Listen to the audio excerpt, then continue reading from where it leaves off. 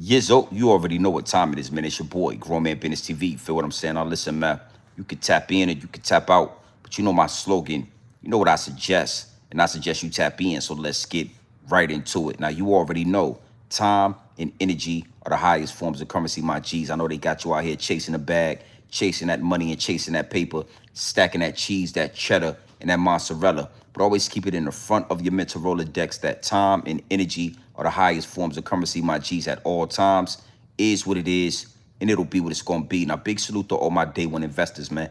Everybody that's highly invested in the channel. You understand me? Everybody that understands that we are growing this channel organically, constant elevation. Yeah, we on our way to the top. Well over 50,000 subscribers, and we are approaching 60K, all right?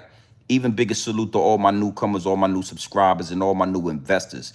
Everybody that's making their way to the Realest channel on YouTube. Yours truly, Grown Man Business TV, is what it is, and it'll be what it's going to be. All right? Now, listen, man, do me a favor, my G's. Wipe off your feet before you step into the big house. You understand? Hit the like button, hit the subscribe button. Make sure your notification bells are ringing loud and clear every time you step foot in the Realest channel on YouTube. Yours truly, Grown Man Business TV, is what it is, and it'll be what it's going to be. All right? Now, listen, man, I got a lot of people in the DM right now. Yo, Big G and BTV, you know, we need you to elaborate on the situation with the United Nations. Yo, G and BTV, can you go further with the situation with the United Nations? You know what I'm saying? The United States, Israel, etc., right? And I said, man, first and foremost, you got to understand something. Absolutely nasty work, my G's. It is what it is, and it'll be what it's going to be. But we spoke about this earlier, right? And, you know, I got to say something. Big salute to everybody that's engaging with the channel. You know what I'm saying? And, you know, I'm something like a big deal, if you ask me. Yeah, Grown Man Business TV. I'm something like a big deal, my G's. So big salute to everybody in the DM, everybody in the comment section, engaging with the channel. You know, like I said earlier, you know, the United Nations has passed a law, a bill, right? They have etched it in stone that the transatlantic slave trade is the greatest atrocity to mankind, to humanity. You feel me? The biggest, you know, the biggest crime, just the nastiest situation that could ever happen to humanity. And it got a lot of people up in arms. It got a lot of people talking about it. You feel what I'm saying? And one thing for sure, two things for certain, that's right up our alley. You know, we're going to have a conversation about that. And tonight, you know, it's not going to be celebrity gossip. It's not going to be one of those situations where it's a lot of playing, it's a lot of games. This is very serious, and I want to get directly into it. I want to be very stern with the information that's being given, because Malcolm X walked this trail before. Malcolm X had a vision way before, you know, social media, way before this technology took off, way before he had a real avenue and a chance to tell the world what he experienced and what his plans was. He was assassinated. You understand? So being as though we have this technology, being as though we are living in this day and age, it's only right that we use it for the furtherment, you know, the forward progression of good. Yeah, we gonna do that. All right. So again, you know, it ain't the Holocaust. It ain't the little hat people. The transatlantic slave trade is the greatest atrocity, the greatest crime to humanity.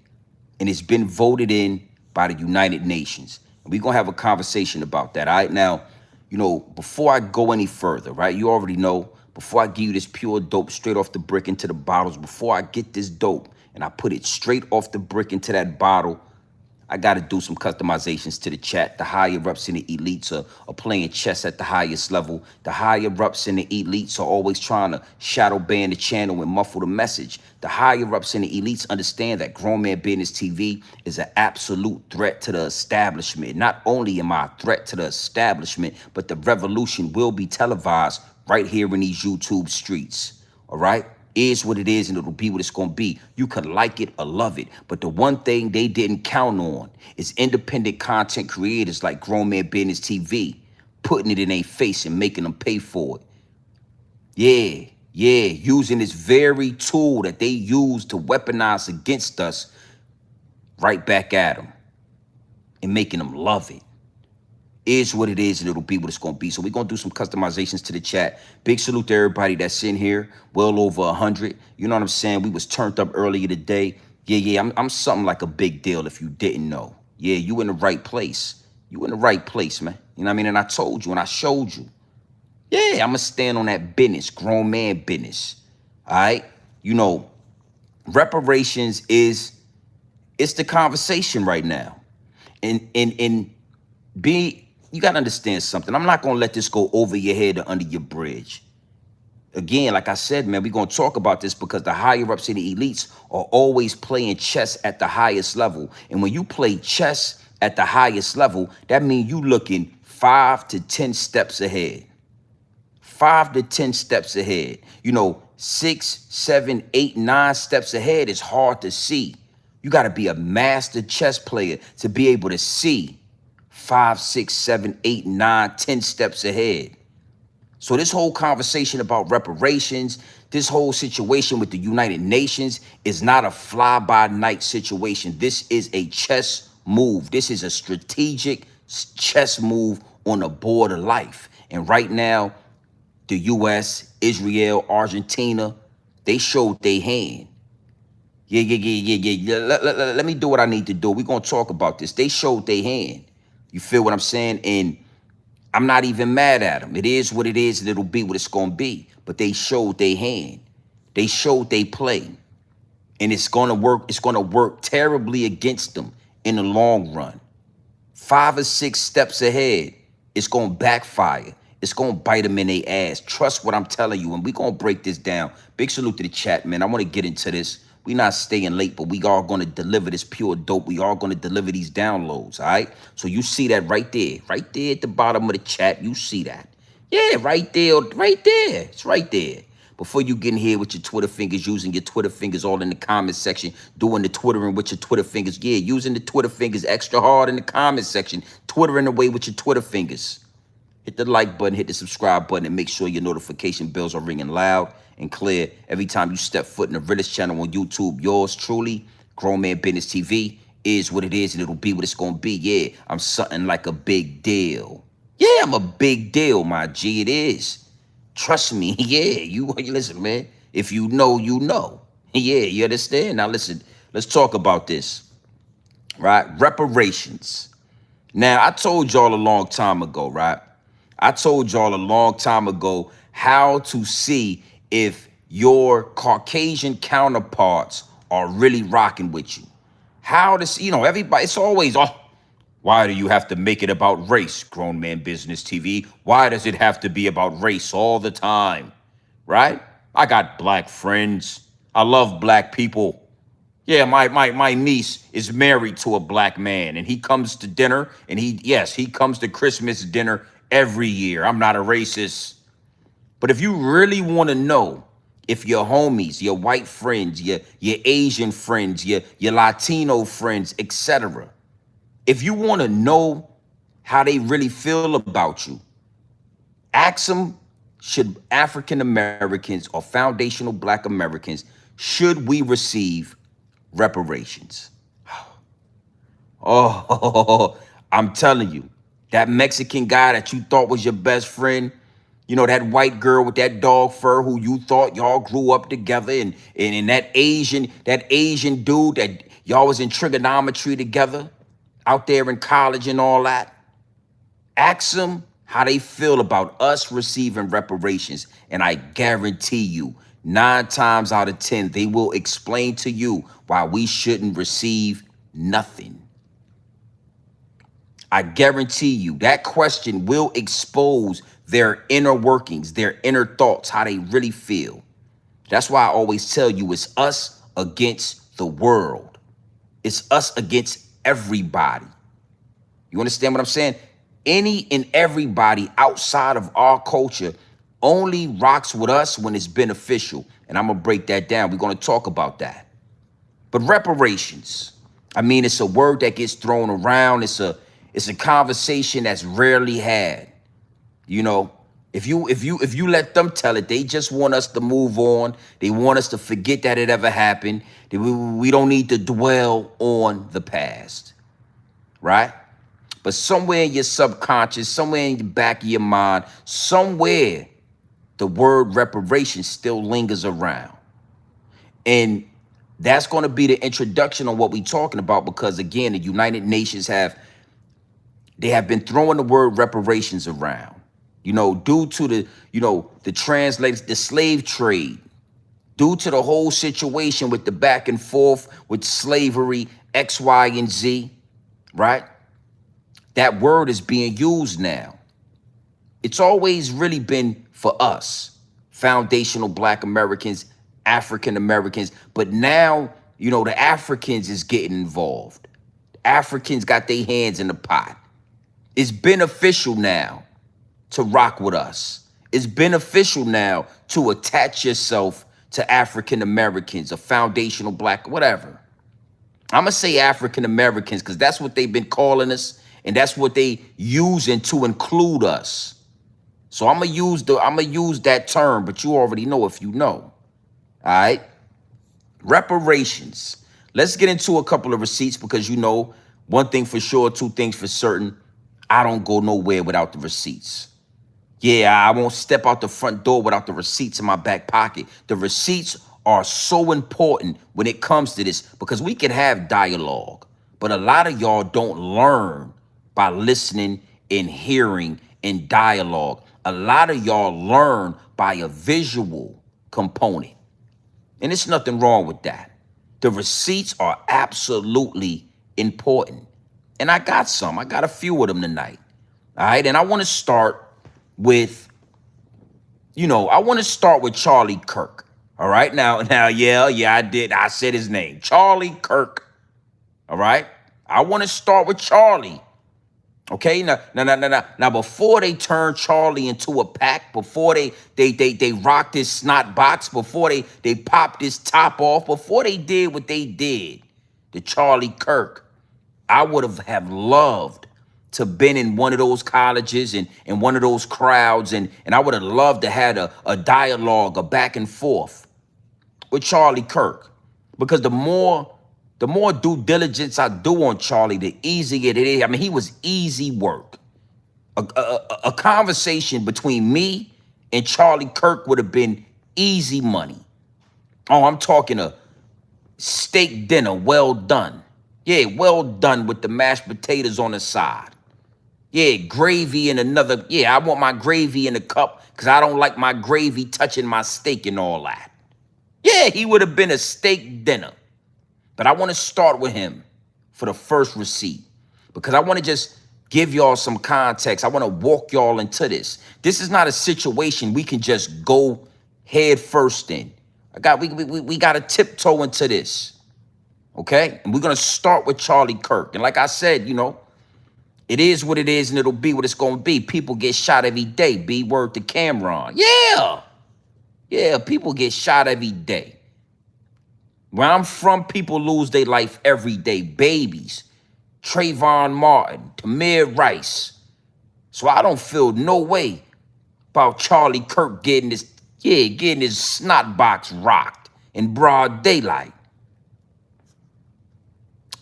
I just wish I had a chance to get to him before they got to him. All right, so big salute to the chat. Let's start right here. Yeah, I said his name. I'm not scared to say his name. Salute to Drewski. That's a whole nother live stream. Let's listen to Charlie Kirk. And then we're gonna kind of break this down a little bit right here. All right? We're gonna break it down just a little bit.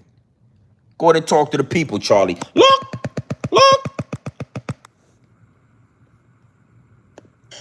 Reparations have been given to other ethnic groups. Asian Americans for their incarceration during World War II, Native Hawaiians, sorry, I wrote it all down, but even former slave owners, specifically the ones in the North that had to give up their slaves. They were compensated for former slaves. However, why is it that when it comes to Black people receiving reparations, there seems to be a lot of pushback, to the point where now, there's, now it's almost laughable to even think about black people getting reparations for something in the past. Well, for any of those examples, was there intergenerational reparations given? No. So they're not necessarily applicable, right? So those were the actual people that received it because a wrong was done to them. Correct. We're talking about something 150 years removed. And also, not every black person is a descendant of slaves. Correct. Some are mixed race. Some are able to prove that. But I think more importantly, we should ask the question, have we spent a lot of money on the black community the last 50 years? And if so, has it worked? It's a good question because, obviously there are certain communities in Black America that are not so great.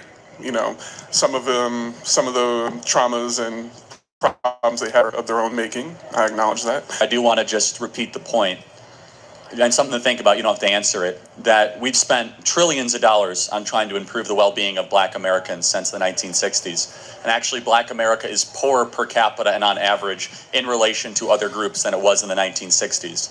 So I would argue it's actually not a resource or a money thing. It's a values thing. And the values, unfortunately, that are predominantly in the black community right now are quasi-suicidal.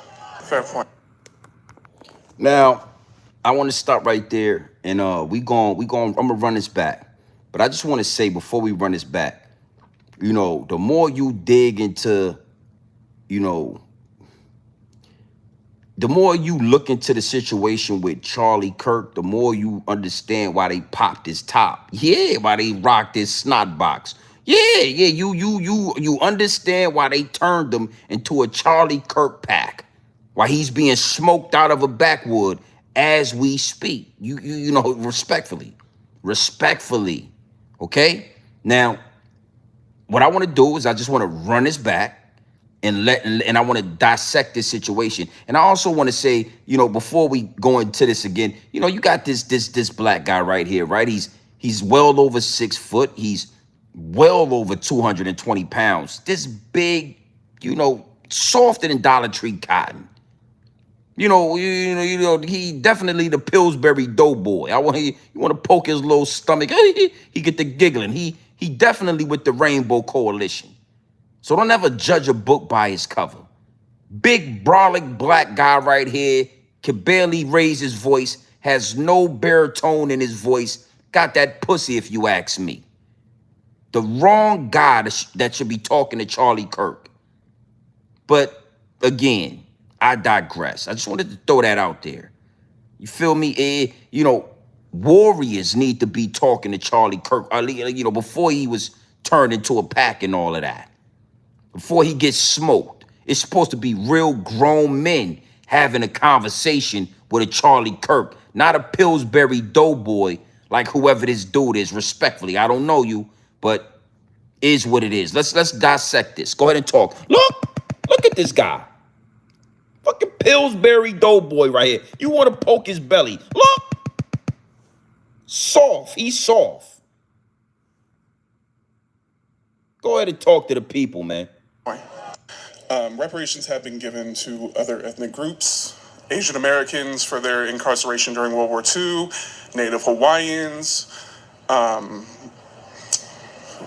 Sorry, I wrote it all down, but even former slave owners, specifically the ones in the North that had to give up their slaves. They were compensated for former slaves. However, why is it that when it comes to black people receiving reparations, there seems to be a lot of pushback to the point where now, now it's almost laughable to even think about black people getting reparations for something in the past? Well, for any of those examples, was there intergenerational reparations given? No. So they're not necessarily applicable, right? So those were the actual people that received it because a wrong was done to them. Correct. We're talking about something 150 years removed. So I want to stop him right there. Anytime it's us again, anytime it's us, y'all want to break down and y'all want to get specific and y'all want to be very detailed about the ins and out and the inner workings. Was this intergenerational wealth, right? How did this happen, right? Was, the people that the wrong was done to, did they get the money? It's always this real detailed cleaning and just inner workings when it come to us. But Jewish people, the Holocaust was older than the whole slave thing. That's about 250 years old. In the descendants of those Jews that got put in those ovens, yeah, easy bake ovens, your ass. The descendants of those Jews are getting reparations to this day. And this supposed to mean something. So when he said that, with this big Pillsbury doughboy having, yeah, he was supposed to say, well, then why are the Jews still receiving reparations from American taxpaying dollars for something that didn't even happen in America? And we could have got an answer from Charlie Kirk before he got turned into a pack. Okay? So I just want to, we already starting off on the wrong foot. But look how he tries to break that down. Oh, it was 150 years ago. Well, the Holocaust was like 200 years ago. 250. Okay? So again, we just walking into this. We going where we need to go.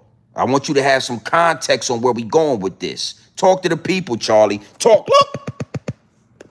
And also, not every black person is a descendant of slaves. Correct. Some are mixed race. Some are able to prove that. Let's stop right there. Let's stop right there, Charlie. We already know that. We already know that everybody that got that melanin ain't, yeah, just because they skin folk don't make them kinfolk. We already know that. Okay? Easy work. But then at the same time, over there in Israel, it's illegal to do DNA tests. So we got to prove who we are. But over there in Israel, it's illegal for them to do DNA tests. It's illegal for them to have to prove that they from that land because they ain't even from that land. They got the Neanderthal Caucasus Mountain DNA in them. They ain't got a drop of that there. They ain't got none of that. So again, right, we got to prove who we are. We got to tell you this. We got to break and separate everybody that is black and ain't black. But over there in Israel, it's illegal for them to do DNA tests because a DNA test will prove every last one of their ass ain't supposed to be over there. Okay, easy. I would have dismantled this shit. When you a sheep, right, and you on the outside looking in, and you listening to this, you think Charlie Kirk cooking with hot grease. You think he says something. But when you can see through the smoke and mirrors, when you did your due diligence, this right here is elementary, it's child's play. Okay? So again, we gotta make sure that we got our DNA stuff right and we can prove it and everybody's not black, he's Jamaican, cool. But the Jews ain't got to do that. They still receiving reparations to this day. Go ahead and talk, because he said some more. Go ahead and talk, Kirk. Talk to the people. Look. But I think more importantly, we should ask the question, have we spent a lot of money on the black community the last 50 years? And if so, has it worked? Absolutely not. And again, this big Pillsbury doughboy having dude right here, he's softer than Dollar Tree cotton. He's scared to talk, right? He don't know what to say. He's spooked. He shouldn't even have got on the microphone, right? No, y'all haven't spent trillions of dollars on foundational black Americans. The money y'all have spent is our tax-paying dollars. The money y'all have spent, if any, is our tax-paying dollars. It's actually in reverse. Y'all actually stole trillions and trillions of dollars in money, in land, and in resources from foundational black Americans. Y'all stole trillions of dollars. Y'all haven't invested trillions of dollars in our community. Because if y'all had done that, we would already have surpassed y'all. And y'all know that, respectfully. The dog fur people know if you leave us alone, if you leave us with our resources, we'll build black Wall Streets all over this land. We'll replicate the civilizations that came before y'all. Talk to the people, Kirk. Look. It's a good question because, I mean, obviously there are certain communities in Black America that are not so great. You know, some of the traumas and problems they have are of their own making. I acknowledge that. I do want to just repeat the point, and something to think about, you don't have to answer it, that we've spent trillions of dollars on trying to improve the well-being of Black Americans since the 1960s. And actually, Black America is poorer per capita and on average in relation to other groups than it was in the 1960s. Let me answer it then, Charlie. You don't have to answer it. I will. That's a lie. And again, the dog fur, what they'll do is they'll dress up these lies. They'll say it very educational, and they'll put a suit and tie on, and they'll swipe the dog fur to the side, and they'll say it in such a way that you believe it. But in all actuality, y'all stole trillions of dollars since the 1960s. See, that's why he said since the 1960s, because before the 1960s, y'all was burning down our communities. Y'all was burning down our generational wealth. Y'all was stealing the farms. Y'all was using eminent domain to run railways and highways starting to go through our communities. Y'all was burying our land and turning them to lakes like Lake Lanier, turning them into city parks and, Central Park, Utica Village out there in New York City. That's what y'all was doing. That's what your grandfather and your great-grandfather, and that's what they was doing. Okay, so again, reparations is a powerful, powerful word, and it is a powerful topic that has to be addressed. There is no way around it. Oh, we've spent trillions of dollars trying to help the Black community. Cap. All lies. In the moment trillions of dollars into our community is the moment y'all become second-class citizens. The moment trillions of dollars into our community is the moment the meek inherit the earth. Because y'all could never do what we did. I'm going to let him finish because he said a couple of more, things just real quick. And I'm going to speak to that. But go ahead, Kirk, talk. Look. So I would argue it's actually not a resource or a money thing. It's a values thing. And the values, unfortunately, that are predominantly in the Black community right now are quasi-suicidal. It's not a resource or a money thing. It's a cultural thing. Morals, right? And, the culture within the Black community is quasi-suicidal. Now, again, I would have had some good dialogue for him because it's all about the resources. Oh, yeah. I told y'all, they tricked y'all into believing that money is the root of all evil. Money is the root of all evil, but it's not evil. They tricked y'all and made y'all believe that money is evil, that you ain't going to get into heaven if you get rich. Whole time they've been getting rich. They've been creating heaven on earth with our resources. So the first thing a dog fur, listen, they going to tell, it's not about race and it's not about money. Why are you worried about money? It's about culture. It's about morals. And the Black community is quasi-suicidal. Let's talk about quasi-suicidal. You was running that shit past big guy right here. He wasn't catching nothing what you was selling. He was in La La Land. I don't know what he was thinking about, right? But the dog fur would tell us that we are Black on Black crime. Oh, it's devastating. Black on Black crime. Black men come up with about 51% of the violent crime in America. Well, what do you consider violent crime, I guess? Guns, violence? What about school shootings? Oh, y'all don't add that into the pot.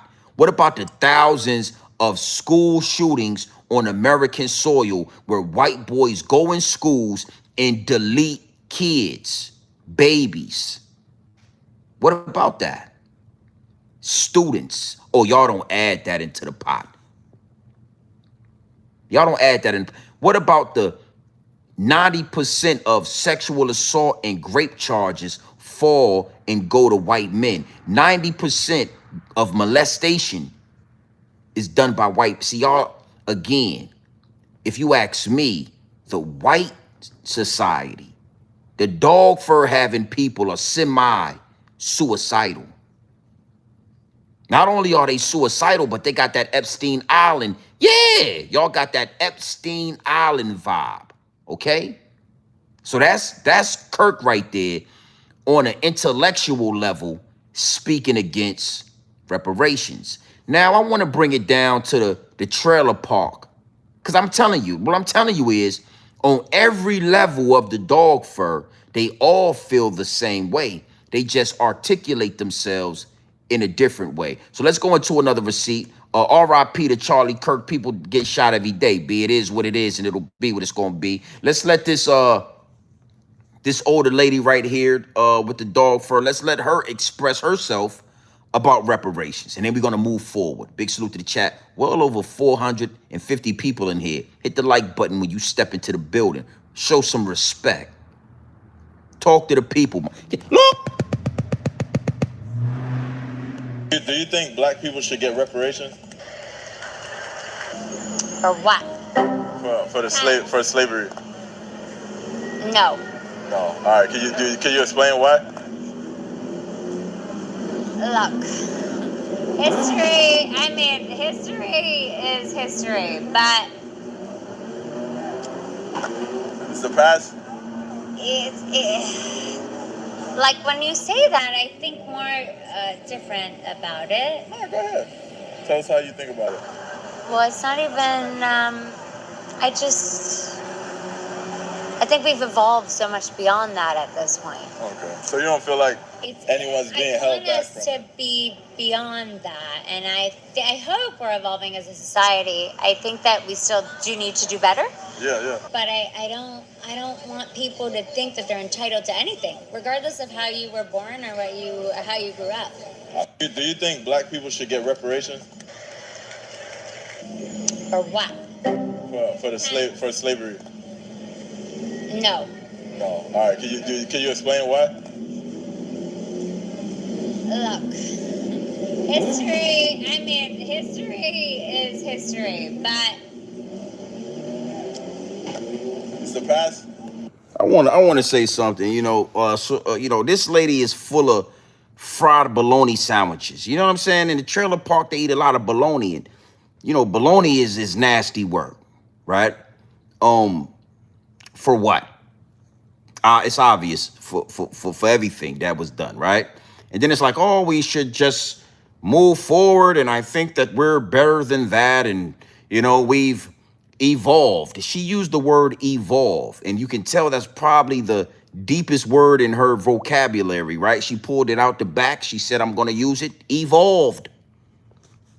And again, I'm not going to waste a lot of words, or I'm not going to burn no brain cells with that dog. I tell you, I don't like the dog fur on me. I wouldn't touch it. Yeah, I'm good. I don't date white women. I don't want. I never was like that. Even before I got married, I wouldn't touch the dog fur. I'm good. But yeah, we haven't, evolution has nothing to do with it. You know what I'm saying? If your ass stole $20 million 5 years ago, right? When you go to jail, it's restitution. You got to pay restitution. That's a new word for you, ma'am. If you run across this, it's a word called restitution. That means you got to pay some of that back. We need some of that. Yeah, you don't just get the runoff with $20 million and you don't get, restitution is something that's going to be, it's going to be applied to your situation. After you get out of jail, after we figure it all out, and we going to tell you, look, bitch, we need about 15 million. You got to pay some of that money that you stole back. It's called restitution. Okay? So, again, I just wanted to give y'all some context on, reparations. All right? And how these people feel about reparations. They don't want to talk about, black history, right? They don't want to speak about, foundational Black Americans and our heritage. Because I don't even like to use the word history. I like to say heritage. You understand what I'm saying? They don't want to teach Black heritage in school. They don't want to go through everything that happened because it's shameful. But then on top of that, the icing on the cake is they don't even want to pay back the money they stole, the wealth that they stole. They act like we just was born in project buildings and we were just born with government assistance. When before government assistance was even a reality, we had towns, we had damn near cities.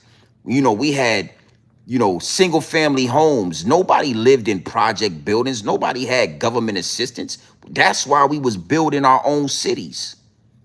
There was no such thing as government assistance. Hey, nigga.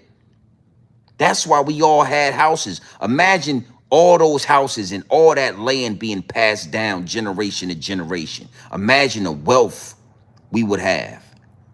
Okay? So reparations is mandatory. But I just wanted to let you see, like, from a high level, like Charlie Kirk, all the way down to a, trailer park trash like this young lady right here, full of baloney. They all feel the same way. Okay? Now let's get into another receipt. Big salute to the chat. Hit the like button when y'all come in here, man. Stop wasting time. Let's break down and let's listen to what took place in the United Nations. Let's go through that. Let's let this young lady talk. She has the dog fur on top. She has a dog fur wig on. I just want to say that. Black women, it's dog. You done cornrowed your goddamn hair to put the dog fur on top of it. Respectfully. Yeah, respectfully. But we gonna let this lady talk. And we gonna go forward. Big salute to the chat. Look. That's dog fur right there. That's a whole goddamn wig full of dog fur, man. You got to listen to me. Hold on. You got to have some mental health issues to put your hair in cornrows and put a goddamn wig on top of it with the dog fur all on it. Like we don't know that's dog fur, man. Let me show you something. Look all right here. Look at this shit. Look at all this shit. Look.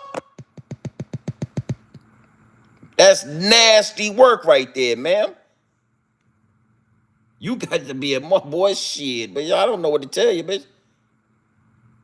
Take that shit off your goddamn head, man. Go ahead and talk to the people. Shit, I'm not gonna hold you up. Talk. The resolution declaring transatlantic slave trade a crime against humanity was adopted to applause by a vote of 123 in favor and 3 against. The United States, Israel, and Argentina. The text also encourages the immediate and free return of cultural artifacts such as works of art, monuments, and state archives to their countries of origin. The draft resolution was officially submitted by Ghana. President John Mahama personally supported this initiative at the UN headquarters in New York City. So today we come together in solemn solidarity to affirm truth and pursue a route to healing and reparative justice. The adoption of this resolution serves as a safeguard against forgetting. It also challenges the enduring scars of slavery. Between the years 1500 and 1800, around 12 to 15 million people were captured in Africa and taken to the Americas, where they were forced to work as slaves. It is estimated that over 2 million people died on that journey. I'm Sophia Ba reporting for TVP World. Now, this is where it's going to get deep at. Big salute to the chat. We already walked through just the context of how people feel about reparations. One of the reasons why it's not even on the table in America. And now we're going into the United Nations, right? And you have, let's start right here, right? In the United Nations, we don't have a foundational Black American. We don't have an African American representation at the United Nations. We have no representation. Again, one of the reasons Malcolm X was assassinated is because he had a download. He had a vision to go to the United Nations and prosecute America for war crimes, for a crime on humanity. But what I don't know if he knew or not, that right there would put him in a position to be a representation at the table of the United Nations for black people. And maybe he saw that, maybe he didn't. I don't know. He was assassinated, right? But we don't have any representation at the United Nations. When it comes to, you know, everybody has representation. Everybody. It's the United Nations. But when it comes to foundational black Americans, who's there to represent us? Is it the United States of America? Is it the dog fur, right? Or is it Africa, right? Because we are African Americans, right? And that's why I said tonight we're going to use that term because it's very important. We know the real. If you know, you know. But we are African Americans. So is it the Africans that represent us, or is it America that represents us? And for all of these years, for the most part, it's been America. You know, America will speak for the trials and tribulations of black people. And Africans kind of just stayed in a place. They would only mention us when it was time to defend themselves on what they were doing. If America says, well, in Africa, they're killing their women and there's no health care and their citizens are dying, then the Africans would say, well, what about what y'all did to African Americans over there in America? You know, y'all worried about what we doing to our women, but what about what y'all did to them slave women? What about what y'all did to the black man? What are y'all doing to this day with police brutality? And I'm telling you, if you watch those videos, America get real quiet when they bring up slavery, right? So that just speaks to us. But when you really do your due diligence, what you will understand is, you know, Africa, you know, it's a lot of different nations and countries that have been violated by, you know, not just the US, but like France, Europe, right? These are war crimes as well. These are war crimes as well, but nothing more and nothing supersedes the transatlantic slave trade, slavery, picking cotton, the things that happen on American soil. You know, this is the #1 war crime on humanity. So what Africa, now, here we go. Again, you know, nobody rocks with us until it's beneficial for them. Anytime it is, listen, it's a redundant pattern that I've learned. Nobody rocks with black people unless they making money off black people, or unless it is beneficial to what they got going on. Respectfully. You know what I'm saying? Like Koreans, they come, and Chinese people, they come and they open up their restaurants. Now they kind of rock with us. You know, the Habibs and the Indians, they don't really fuck with us, but they got the corner store, the poppy store. So, you know, they make the chopped cheese and they rock with us. As long as y'all making money off of us, y'all riding with us.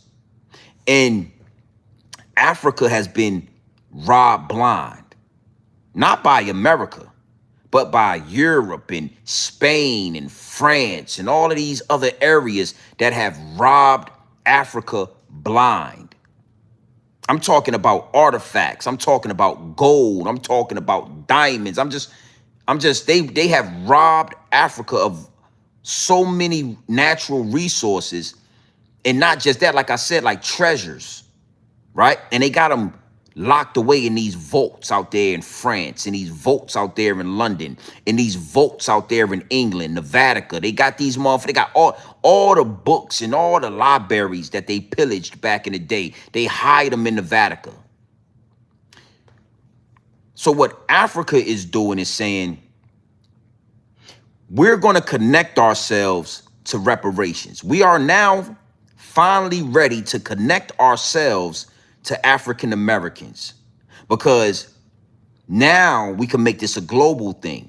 Yeah, it was slavery in America, but it also y'all have robbed and pillaged Africa, and we want that shit back. And we're gonna join and unite at the United Nations to make this a real thing. Okay? And that's what's happening. I want to kind of play one more receipt. I want you to listen to this guy, another African. I'm gonna speak more about the Africans as well, because you know, it is what it is and it'll be what it's gonna be, but it's definitely a red flag when you got Africans, you know, you got these Africans trying to like, it's a lot of corruption in Africa. It ain't no way that big ass country should be being ran by nobody, but it's so much inner corruption in Africa that everybody robs Africa, because y'all just, you know, this African government, he robbing, he's stealing, they stealing, all of you motherfuckers, y'all was selling. We gonna talk about that. Okay, so let's let this man right here talk. And look at his face, right? If you look at this African guy's face and then you look at my face, you understand we are not the same, homie. The only thing we got in common is some melanin, but other than that, go talk to the people, my G.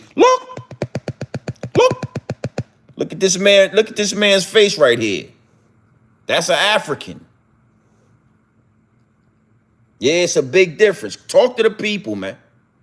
Particularly for the United States, most disappointing, because they know their role in this, took part in the horrendous atrocities that happened. We will leave it to their conscience. This was an opportunity for reckoning, to show that they regret it, they are now contrite, they are willing to apologize, and they are willing to work with us on this journey towards reparatory justice. This vote happened in the U.S. and the U.S. rejected this motion. What's your message to the Trump administration? Ghana's message to the Trump administration is that you missed a golden opportunity, but it is not too late. This resolution has been passed. You have another opportunity to come on board, to work with this broad international coalition to put in place the systems that we are now formulating to totally dismantle the pillars of discrimination and racism, particularly. Now, he said a little something. I'm gonna just elaborate on it, but it ain't gonna be nothing crazy. But you gotta understand something, right? You know, Africa got a long way to go. Africa has a long way to go. You know what I'm saying? It's always another country they got their hands in the pot when it come to Africa. That's why I don't really have, I'm not gonna say I don't have respect for Africans, but you know, all like the bravado and all the pride that they have, when you look at Africa, it's like, it's nasty work. You know what I'm saying? To have, it's like the audacity to speak on black culture or to say we don't have this or we don't have that, when y'all over here with us and y'all got that big ass country over there. And then when y'all get over there, y'all can't even get that in, y'all can't even get that under control.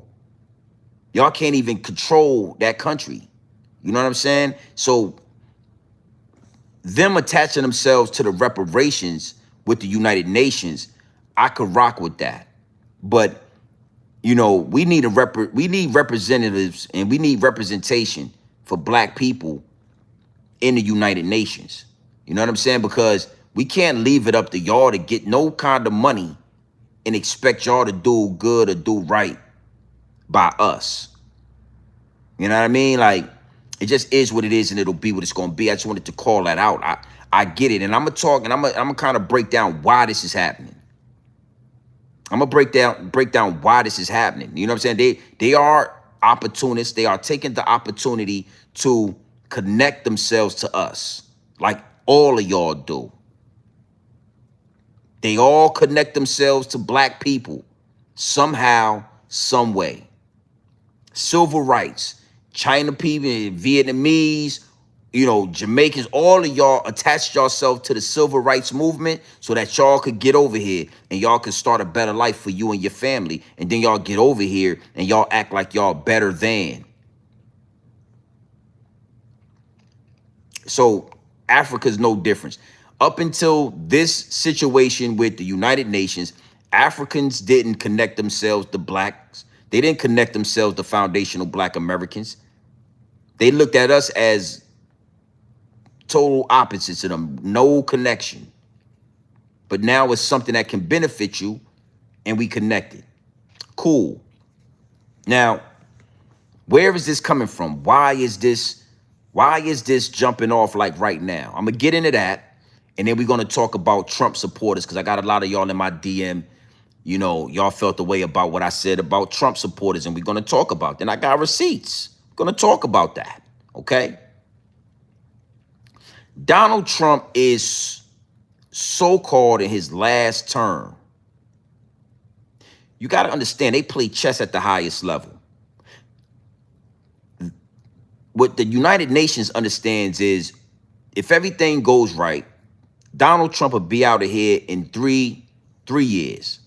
And between now and the end of his term, with these, with these changes being made when it comes to the slave trade, whoever is to come into office next will be primed already to push this into power, push this play.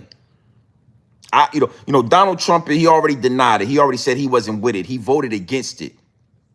He's not gonna take $800 billion like he did for the Ukraine and give it to us so we can have the reparations. But the next so-called president, the next puppet, they'll make some things happen. They'll be primed. They'll be oiled up. They'll be nice and ready to make some things happen. You feel what I'm saying? Whoever that president shall be, whoever that puppet shall be. And I ain't gonna lie, Stacey Galore, I like that. You know what I'm saying? I like that. And I'll speak to that as well, because I got people in the comment section. As far as the Democrats and the Republicans, I feel like one hand wash the other, both hands wash the face. I feel like both wings fly the same bird. The bird is called the government. The bird is called the Baphomet. So I don't believe in the Democrats or the Republican. You feel what I'm saying? But Stacey Galore, Michelle Obama, that, when I seen that with the downloads that I'm delivering, it make all the sense in the world. Imagine this. Imagine them passing this bill, making the slave trade, the transatlantic slave trade, right? The #1 crime against humanity, right? And then when Donald Trump gets out of office or is assassinated or however it goes down, the next puppet is Michelle Obama. A full-blown black woman. And they already got her primed up to deliver these reparations. They started the reparations. They started the process when Donald Trump was in office. And then Michelle Obama, a black woman with the reparations. You know what that would do for the American? Oh yeah, I'm talking stimulate the motherfucking economy. I'm talking like back when Bill Clinton was in office. When Bill Clinton was in office, I was a youngster. But I remember my uncles and all the old heads talking about how much money was flowing hand to hand. I mean, it was like the golden era. And I ain't gonna lie, like I said, when I saw that name, Michelle Obama, connected to what I'm talking about, if you thinking 10 steps ahead on this chess game, that make all the sense in the world. First woman president, first black woman president, and they already got reparations lined up. Okay, because again, like I told y'all, and I'm a keep pushing the same narrative, because the truth is the truth. If you build a house on an uneven foundation, the house falls. We have been the uneven foundation. If you build a house with a foundation and it got a crack in it, it's gonna fall. You gotta fix the crack. You gotta make sure the foundation is level before you rebuild America. Before you take America and rebuild it into a superpower, you got to make sure you take care of the foundation. That's what they are in attempts to do. That's what they are going to be an attempt to do. But they got to do it now. They got to start now. By the time Trump is assassinated or out of office, these bills will be rolling. They'll be a well-oiled machine. Now I'm gonna close with this on this situation with reparations. You gotta pay attention to the triple cross. Don't fall for the double cross. Keep your eyes open for the triple cross. Because if you don't pay attention to the triple cross, you're gonna lose. We're gonna lose. We gotta apply pressure. We gotta make sure they know we know what we talking about and we know what we looking at. Because think about it like this. Think about all the trillions and billions of dollars we pay in taxes that slip through our fingers and we don't know where it's at. Every year we pay all this money in taxes and we can't even get new bridges. We can't get new roads. We can't get new schools. We don't know where it's at. And then you look at Nancy Pelosi, who only got a salary of maybe $150,000 a year, but she's worth $400 billion. See, if we ain't paying attention to the triple cross, these Africans is gonna use reparations. They're gonna use the foundational Black American plight in America, and they're gonna pocket a lot of the fucking money. They already stealing from each other. Yeah. They got that big ass country with all them natural resources and they stealing from each other. That's why they can't develop Africa. That's why Africa is not a superpower, because they stealing from each other. So you already know if they at the United Nations and they in control of all this reparations money,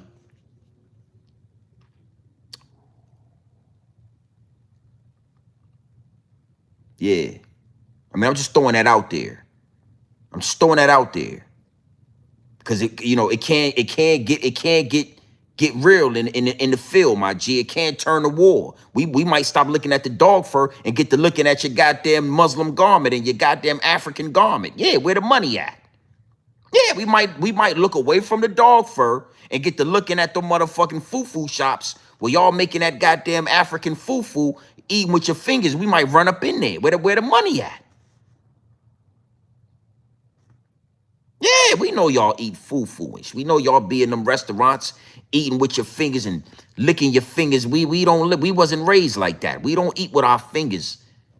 Yeah, that shit is nasty. Every time I see a video of y'all eating that shit with your fingers, I say to myself, hell nah. Yeah, I ain't got that kind of blood in me, boss.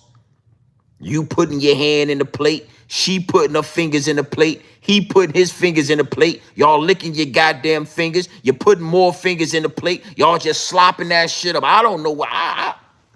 Listen to me, respectfully, yeah. I seen you. We got to keep an eye on these motherfucking Africans. And I'm going to leave that as that. You know what I'm saying? Reparation, matter of fact, let me I'm gonna let the homie, do I got the homie up here still? No, I don't. I just wanted to speak to that. Reparations, man, is a powerful thing and it's necessary. And that is that right there is what I feel my people will go to war for. We find out it's trillions of dollars and we supposed to be getting 1.5, 1.8 million, and y'all done fucked up and stole the money. Yeah. We'll build slave ships and we'll sail over to Africa. We'll take flights over there. We'll go to war. Your African brothers and sisters all out there in New York City, we'll run down on their asses. Yeah, it is. Where the money at? To the dog fur that's in my DMs, y'all gotta smarten up, man. White people, smarten the fuck up. Oh. The prices are high. Nobody's buying anything. There's not enough freight for the trucks to drive. That's because y'all ain't stimulating the economy. Y'all ain't putting the money where the money. Y'all got to get off y'all high horses. Y'all got to put that racism shit to the side. And y'all got to realize who is control of the culture. Who controls the dollar bill. Who spends the most every year. You're looking at them. So why y'all don't just put the money in our hand so we can stimulate the fucking economy? Why don't y'all give the farms back that y'all stole so we can go out there and farm the land? You know, the Negro farmers, y'all was never farmers. Y'all was never people that was able to cultivate the land and create food for civilization. That's why y'all was over there in Europe living in cages, practicing bestiality and shit, laying down with sheeps and hogs. Y'all was doing that while we was cooking food, we was using seasoning.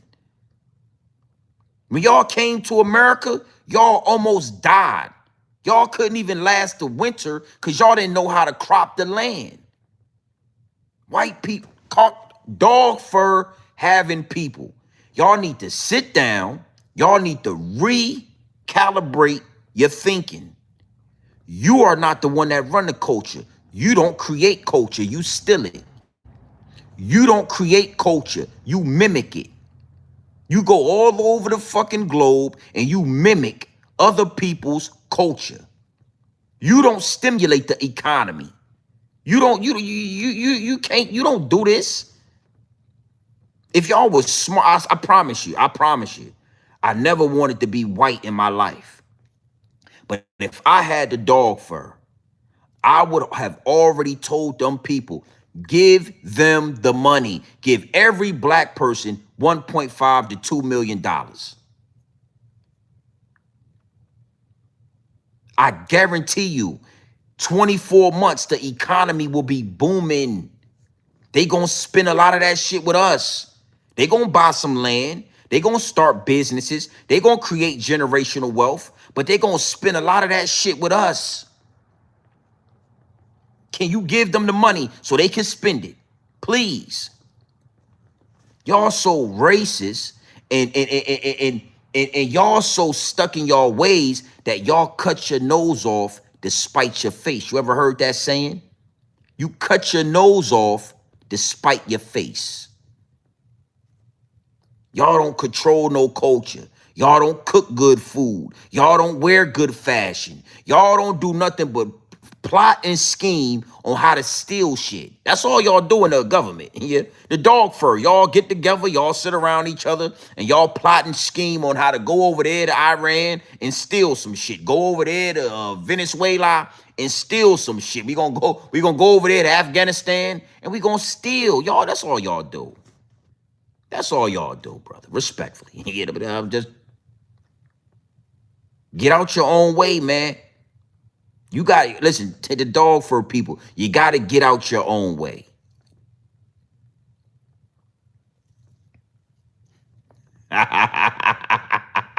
Salute. I mean, you could like it or love it. You know what I'm saying? Now, let's go to another topic, right? Let's talk about Trump supporters. You know, there was a time where we would see, and salute Clee, I see you in the chat. We would see a lot of red Make America Great Again hats. I mean, it was a time about 2 years ago, 3 years ago, where these hats were everywhere.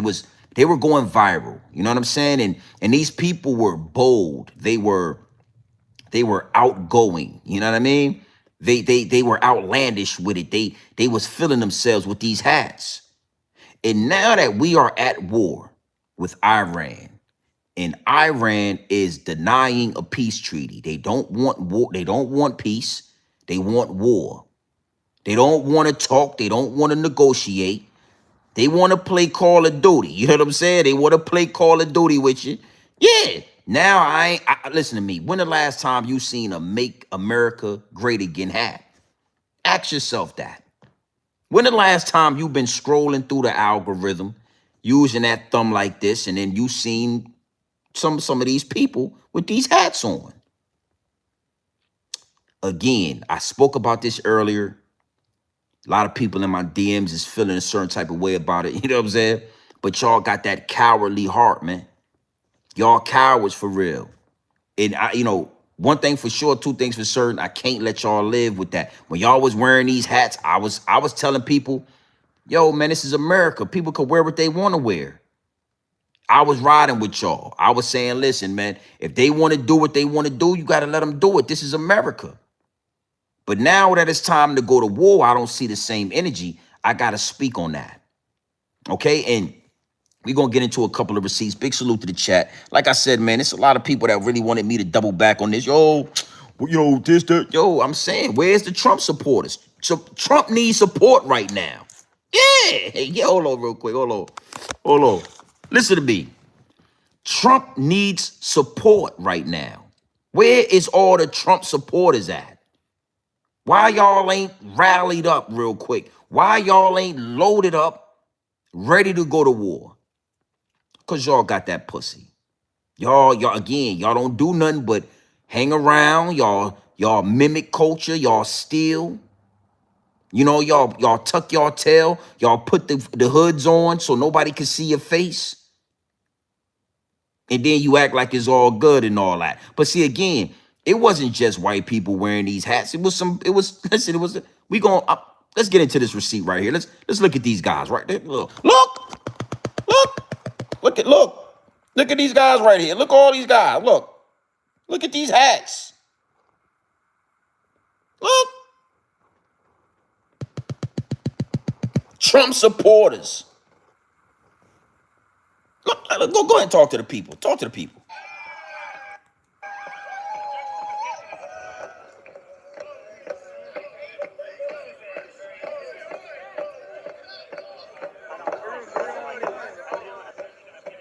Yeah.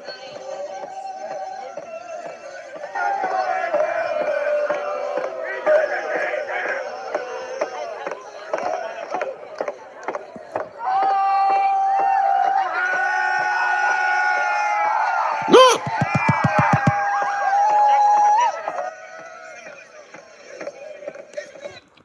Now, I'm gonna say something real quick. I'm not gonna let it go too long, right?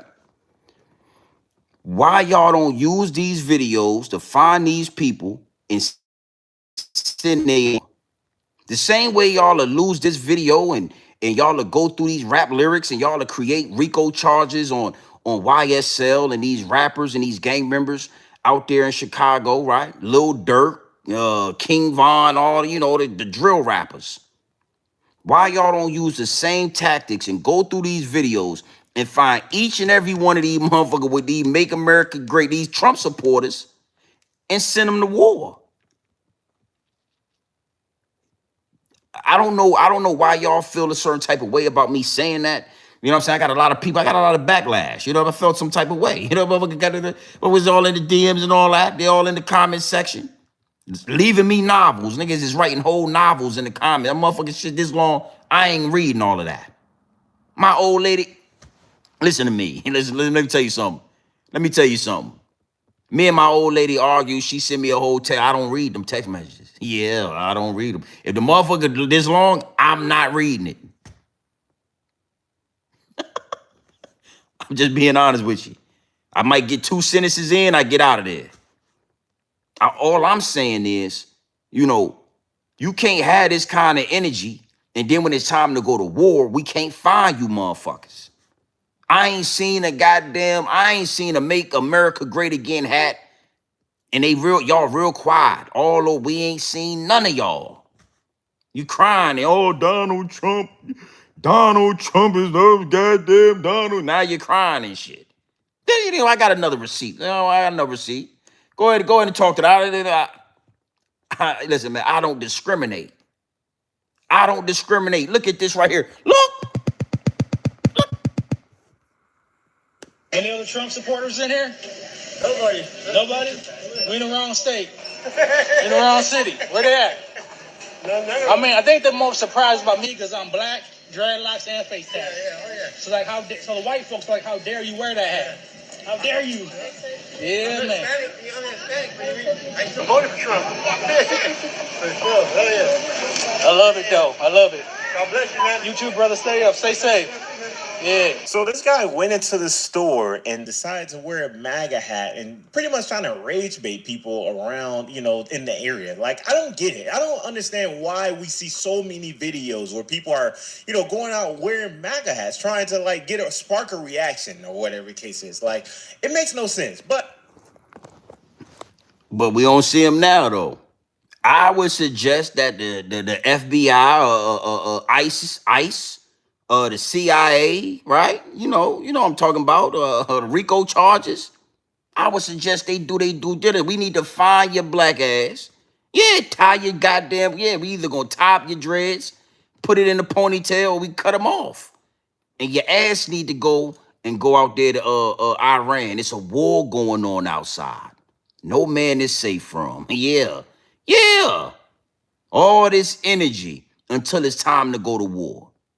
Until it's time. So again, why am I saying this? Why am I passionate about this? It's because these are the people that say,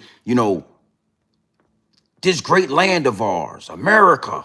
It's a great land, and we need to protect America, and we need to make sure that Americans is blah, blah, blah, blah, blah, blah. But then when it's really time to get into that action, when it's time to put the remote controller down and really do the Call of Duty shit, the black ops that y'all like to play, we can't find you motherfuckers, man. We can't find you. So it ain't gonna be no, we get out of this and then y'all pop back out with that energy. Nah, we not never gonna let this slide. Where's the, it's a draft going on. You ain't even got to listen. You could go to the draft. You gonna be suited and booted. They put your ass on the airplane, put you on one of them ships right now, send you out there. The real question is, where is all the Trump supporters at? All right. And again, I want to make sure we understand something. This is why I was suggesting that Trump go into office.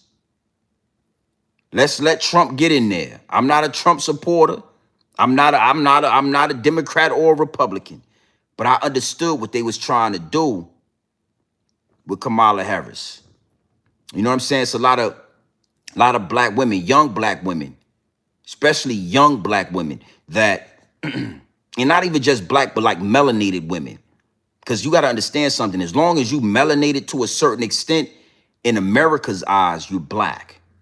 As long as you got enough melanin, as long as you got enough of this in your skin right here, in America's eyes, you black. You black until they figure out exactly what you is. But until they figure out exactly what that is, you black. And what Kamala Harris was going to be used for is a tool to further destroy melanated women. They was going to let Kamala Harris get into office. They was going to let y'all celebrate with Cardi B and Glorilla and Megan Thee Stallion. They was going to let y'all pop pussy all on the handstand. They was going to let y'all show y'all moose knuckles, They was going to let y'all do all of that. And then all of this type of shit was going to happen. And all we would have been hearing and seeing is people on the internet with these MAGA hats saying, I told you black women should never be in office. I told you we should have never let black people. Why would we let this black woman kill America? That's what they would have been saying. Right now, it would have been thousands of people with MAGA hats talking crazy about black women. And Kamala ain't even black. She like South Asian and Jamaican. Kamala ain't even black for real. She's more like, Kamala said she said she washed her collard greens in a goddamn bathtub. We know she ain't black. Yeah, Kamala. I'm sorry, respectfully, Kamala. I ain't never seen, I ain't seen her auntie. My Aunt Punchy used to make the collard greens for Thanksgiving and Christmas. And I ain't never seen my Aunt Punchy wash no goddamn collard greens in the bathtub. You talking the same bathtub we wash our feet and ass in? You put your, hey, man, take a collard, nah, Kamala. Yeah. When Kamala said that, I started doing research on her. Yeah, I bet, that ain't no black woman. No. You ever seen the motherfucker wash collard greens in the goddamn, she said it with a straight face. Oh, we throw the collard greens in the bathtub? In the bathtub? You talking about the jacuzzi and the master suite? Yeah, that bitch. Nah, bitch. Hey, bitch. Hey, I'm gonna tell you something. Don't bring your goddamn collard green. Yeah. But keep your goddamn collard green. I'm just saying respectfully. They was gonna use Kamala to destroy the image of a successful, powerful black woman. Respectfully. Yeah, I had to explain it to my daughter. I had to explain it to my old lady. They really wanted a black woman to be the president of the United States. And, I had to really show them, like, look at who they got next to her. If she was a black woman, you think her vice president would have been that white man they had next to her, and then her successor was another white man? Yeah, she was a puppet. And America was going to crash regardless on who got in the goddamn office. We was already at the breaking point. The last thing we needed was for these MAGA hat wearing people.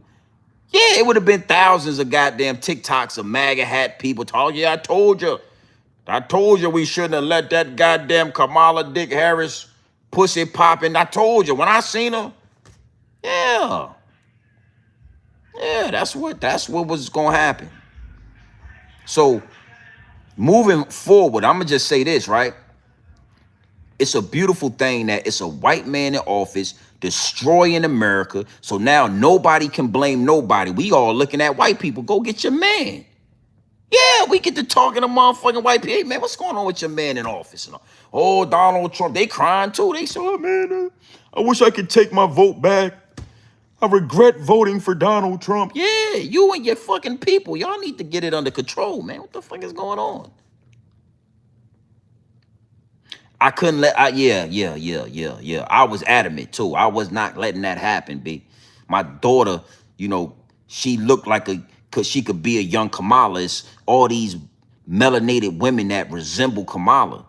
And then all they would have been doing is bashing y'all, all of y'all, because of what she would have had to do. It would have been ugly. All right. So again, MAGA. If your ass voted for Trump, I think it's necessary you go to war. You better be glad I ain't the president. I'm going to tell you what I would do. I'm going to move forward, right? I would go back to all the votes. Go bring me all the votes. Oh, I want to see whoever voted for Trump, your ass going to get a phone call.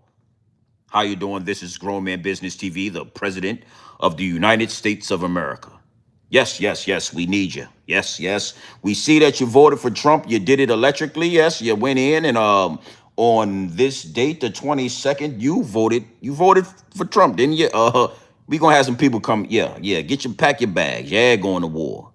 You gotta get draft. Gotta draft you. You gotta draft you. We need you. We need you to help make America great again. Yeah. We gonna send your ass to Iran, and you better make it right. Anybody that voted for Trump, anybody that walked around with these hats on, your ass would be, you got to go to war. Okay? Big salute to the chat. We not gonna stay long, man. Make sure y'all hit the like button and all that when y'all come in here. I wanna speak just to one more angle with this. Again, I got a lot of people in the DM. A lot of Jewish people are reaching out and feel a certain type of way, and I don't hold no punches, man. I don't hold no punches, and I don't got no picks when it comes to this. If it ain't melanated, we gon', it is what it is. It's a reason why they hate this melanin, man. It's a reason. It's a reason why they feel a certain type of way when they see us out there. It's a reason why they don't want your natural hair out. They want you to tie that shit up and put a wig on top of it. It's a reason for that. They fear that. They feel inferior to that, right? So it's like, yo, why are you, speaking about this and that? Well, it need to be spoken about. The Holocaust didn't happen on American soil. It's no reason we should be paying American tax dollars for y'all reparations. And if you don't know, now you know. Your tax-paying dollars pays reparations to Israel for them going through the Holocaust in Germany. Yeah. Been going on for years, a long time. Did you know that if you are like really Jewish, you really one of them people, right? When you turn, I think it's 18 or 21, you get a free trip to the motherland, Israel, all on the goddamn American taxpaying dollar. Yeah, it's like a thing. It's like a law that when you turn 18 or you turn 21, whenever you get ready, you fill out this paperwork, and the U.S. government will fund a trip for you to go to your motherland and learn your heritage and X, Y, and Z. And it's a round trip, you know what I mean? Paid for. All kind of accommodations and shit. And we go to work every day and they say up to Social Security. You're like, what the fuck? I'm paying for medical insurance and you're taking money out for Medicaid. Where is the Medicaid money at? I don't want Medicaid, bitch. I don't use it. You know what I'm saying? You look at your check and shit, you say, man, you're paying for health insurance for the family, right? And then they got Medicaid, right? Medicaid and all that is what they using for them reparations. Trillions of dollars, right? So I just wanted to throw that out there. Okay? We have come to a point in American history where the veil is dropped. We all can see very clearly that we are at war. We are at service to Israel. Whatever they want us to do, we do. Whatever war they want us in, we go and fight it. When we send money every year from taxpaying dollars of hardworking Americans. They get the money and they just do whatever the fuck they want to do, right? Along with a whole bunch of other stuff, right? The tunnels in them synagogues out there in New York City. We never got answers to that. So y'all over here doing crime and shit. It's a deep rabbit hole. My point is this. You know what? Fuck. Let's get into a receipt. You know what I'm saying? I'm gonna get my point across. But I want to show y'all. Maybe y'all forgot about this. Did y'all forget about this? Do y'all remember this? And if y'all don't, let's just look at this real quick. Look at this. Look. This is a worshipper emerging from a tunnel which later caused a riot at a synagogue in Brooklyn. A historic synagogue, the Chabad Lubavitch World Headquarters in New York, was a stage of chaos between the NYPD and a group of Hasidic Jewish worshippers who had been found to have illegally dug tunnels. They claimed it was an expansion plan that was envisioned by the former head of the Chabad movement. It's believed they'd been excavating for nearly a year. A spokesperson for the movement described them as a group of extremist students. The synagogue then called in engineers to fill the tunnels with cement and close them off, which sparked this. They're believed to have been caught as word spread of the tunnel's existence around the community. 9 people were arrested by police and investigators are assessing the structural damage. This is a worship. Now in these tunnels, right, they found like bloody baby clothes. You know what I'm saying? Like baby clothes with blood on it, like strollers, right? Baby cribs, baby toys, right? Pampers and shit all over the place. In undisclosed tunnels, they've been digging these tunnels up under, and this is New York City. This is shit happened in New York City. And the first thing they did was close these tunnels up and cement them closed. And it kind of reminded me what was going on over there in Epstein's Island. Y'all remember Epstein? The Epstein files, how they was having tunnels and all that, all in the island and all that. All I'm saying is, that comes second to what's going on American soil. The Holocaust comes second to slavery, to us. If you want to call, to a certain extent, like the real Jews. I don't even like to say that shit, but you know, the chosen, God's chosen people. We're one of the 12 tribes of Judah or Israel, all that. You know what I'm talking about. I don't know. Let me, y'all remember, damn, I was about to say I'm about to say the Egyptian. I swear to God, I was about to say that. But you know them Africans out in Minnesota, right? That just got caught with all that fraud and all that. The same guy, Tyler, he has done the same thing now with these Jewish people in New Jersey. Now, when he did it out there in Minnesota with them Africans, it was all good.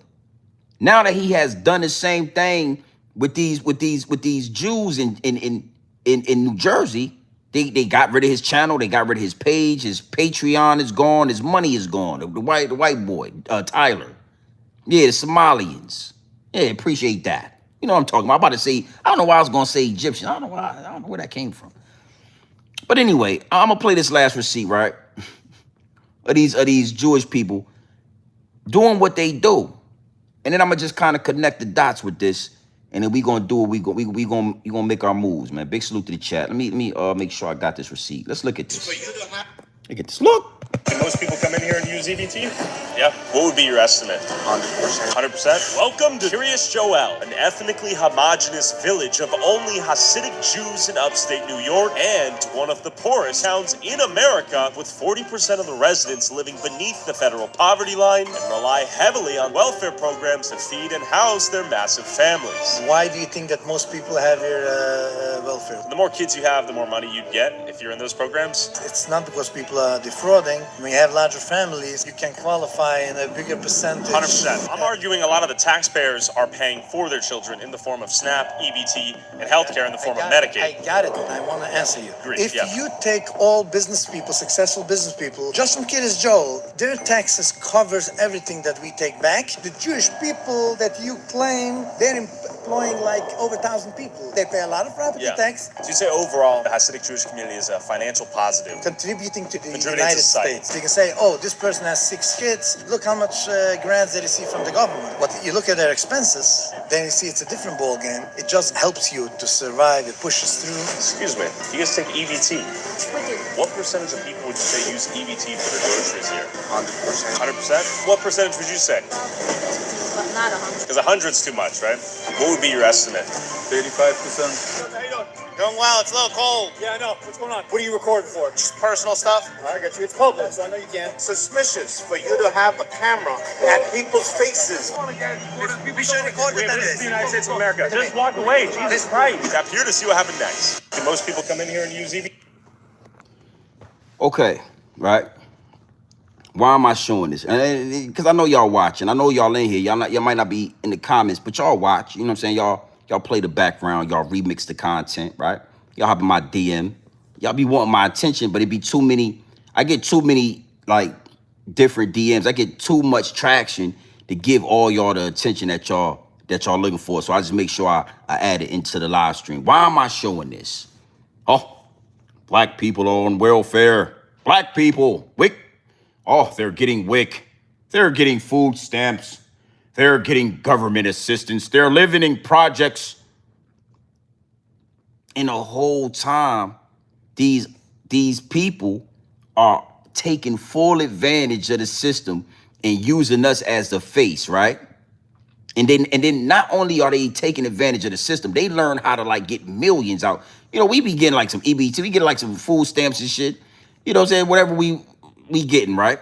But they'll turn around and make millions off this. So what am I showing you? I'm showing that y'all commit crimes that you was in my DM saying y'all don't. Oh, we don't commit any crime. Y'all digging underground tunnels that's looking like Epstein's Island that nobody heard anything about. Imagine if there was some black people digging them tunnels. It would be a whole RICO going on. 80 people in the RICO. Yeah, going to prison. We ain't heard nothing about none of y'all in them tunnels, those synagogues of Satan out there in New York City. That's a big crime. We should do some investigations on that. Right? And then y'all don't. So y'all on government assistance? Y'all getting food stamps. Oh, you didn't know that, did you? Oh, well, hey, you came to the right place. You came to the right YouTube because you motherfuckers, you got whole towns out there in Lakewood, New Jersey, and upstate New York City, whole Jewish towns, and these motherfuckers got 10 kids. They getting big checks. They getting motherfucking, these niggas getting $30,000 in goddamn food stamps, 25,000.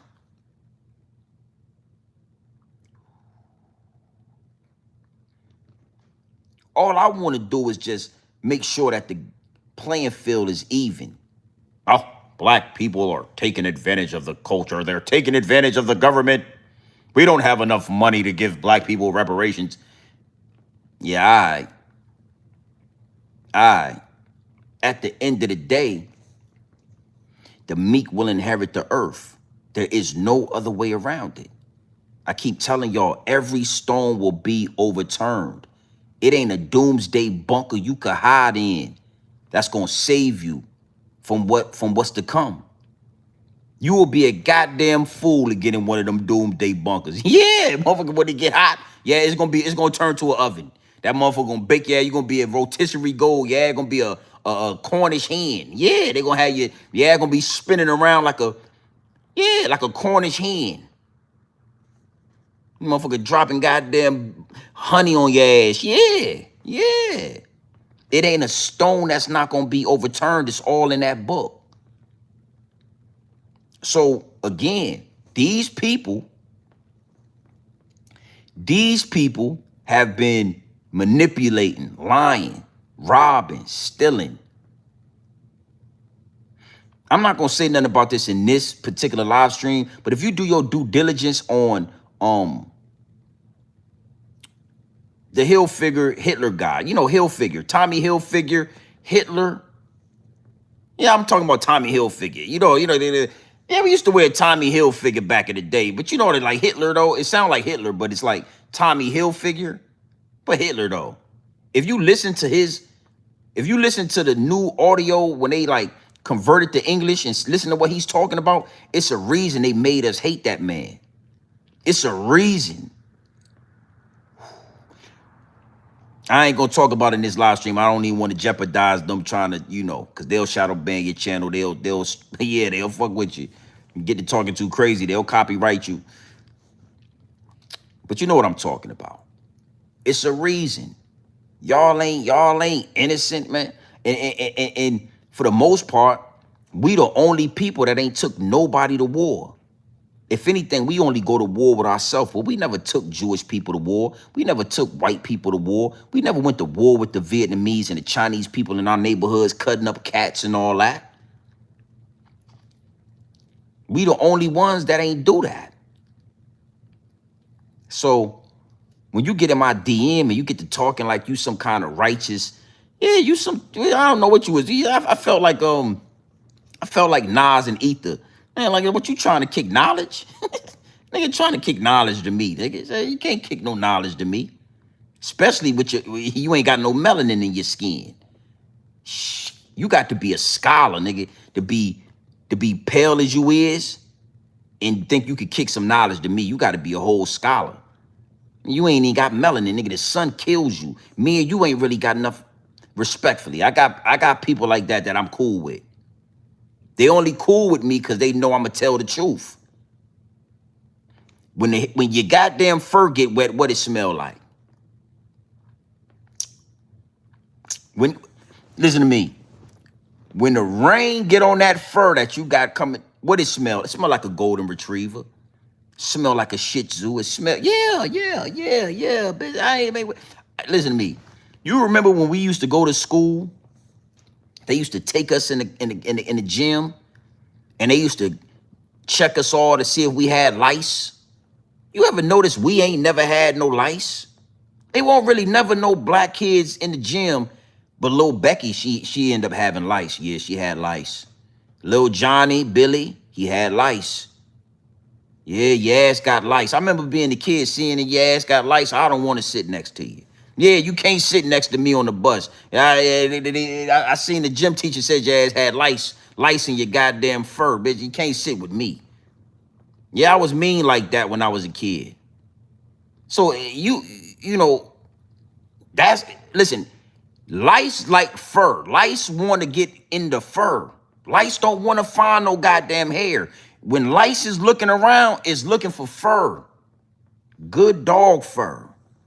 So you got lice and a dog got lice, but you don't want me to call it dog fur. That's what people was in it. Why do you keep on disrespecting us and calling our hair dog? It's not hair, ma'am. Ma'am, I'm sorry. I know you don't like to hear this. But think about all the black women for all these years. Think about all the melanated women for all these years that had to listen to y'all tell them that they got nappy hair, that they don't got good hair, that their hair is nasty. It's knotty, it's nappy, it's coarse. That's a word I remember them saying a lot. Oh, it's coarse. You have coarse hair. course. Oh, okay. Think about all the melanated women that wear them nasty ass wigs because they ashamed of their hair. They don't even know how to do their own hair because they think it can't be done. So that we done went through years of that. And now I tell you that you don't have hair. That's dog fur. It smell like a dog when it get wet. It shed like a dog. You ever had a goddamn, I mean, you can't get in my swimming pool with all that damn dog fur, man. You don't clog up my goddamn, you don't clog my pipes up. You can't take a shower in my house. And then I go get in the shower and the water it's going down slow. I got to get all that motherfucking fur out the, no. Now I tell you the truth and it's a problem. You getting in my DM and you typing to me. You typing away to me using your Twitter fingers. You want me to read it? Why is it a problem when I tell you about the fur that you got? Yeah, why is that a problem? It was never a problem when you told my sisters that they hair was nasty. They hair, this is hair. I ain't never had a goddamn lights climbing this. Let me tell you something. I could go outside right now and put my face in my front yard, face down, and it won't be one lice climbing this motherfucking hair right here.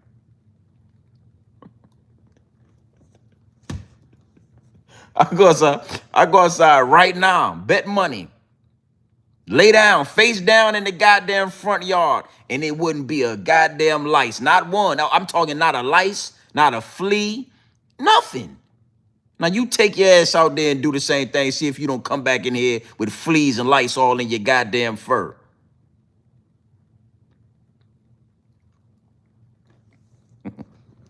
Respectfully, man, I don't got nothing against nobody, but I'm not going to get up here and lie. We not going to sugarcoat the content. We got this thing got to be, we got to do this right. We got to keep it 100. And you going to love me for that. You know what I'm saying? Respectfully. You know, a lot of my Caucasian counterparts, they rock with me because I'm not no bootlicking. I'm not going to do no bending, breaking, and folding. We can have a real conversation. I'm going to talk about my people. We can acknowledge your people, and we can meet in the middle. But if it smell like a dog, if it shed like a dog, it's a goddamn dog. I don't pet that dog. Yeah, it's a guy. Yeah, I don't pet that dog. I don't pet that dog. Respectfully, you know what I'm saying? You brush your guy. I can't even let you use my goddamn brush. I can't even give you my brush. Let me tell you something. You swipe that fur with that brush one time, it's goddamn, it's a whole big ass fur ball in there. I got to pick all the goddamn fur out. My wife, my old lady, you know, she get I tell her, nah, man, you got the motherfucking the shit you brushing it. Why would you put that dog fur on top of that beautiful hair? Don't. If you ain't got to do it, don't do it. If you ain't got to put the dog fur on top of your goddamn head, don't do it. If you know what to do, let your soul glow, please.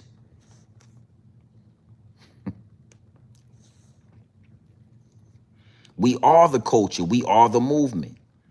There is no other way around it. You know what I'm saying? And again, this reparations conversation, I needed to get that out there. I just wanted to make sure that was in the atmosphere just for everybody that's going to double back and watch it. You know, we just having fun. Let's see. I think I got another receipt. Let me see. So do I got another receipt? I want to show y'all some. I think I showed y'all this last night, but I want to show it again for all the newcomers, everybody that's new to the channel. Big salute. I just want y'all to listen to this. Just listen to this. Iranian leaders have rejected a peace proposal from President Trump, instead issuing a counter proposal of their own. Now, the U.S. proposal was a 15-point plan which offered relief from sanctions in exchange for Iran opening up the Strait of Hormuz, as well as nuclear concessions. Now, Iran's counterproposal asks for an end to killings of its officials, the means to make sure no war is waged against Iran, and reparations for the war. Tonight, I just want to stop right there. And maybe you can hear, I'm play one more time, you know, just let you hear it one more time. Listen to this. Means to make sure no war is waged against Iran, and reparations for the war. Sure, no war is waged against Iran and reparations for the war. Sure, no war is waged against Iran and reparations for the war. Reparations for the war. All right. So again, you know, if you ask if you ask anybody that's not melanated about us getting reparations, right? And let me say this, even some melanated people, you ask some Jamaicans about us getting reparations, they gonna say no. You ask some Haitians, you ask some of these melanated people about us getting reparations, and it's no. Ask some Asian people, they Chinese people, they all gonna say the same thing. Little do they know that we pay reparations to every time we go to war, we pay out reparations. When we dropped that bomb in Hiroshima, when we dropped that atomic bomb, what you think we did after that? We paid them people to help them rebuild it. We paid them reparations.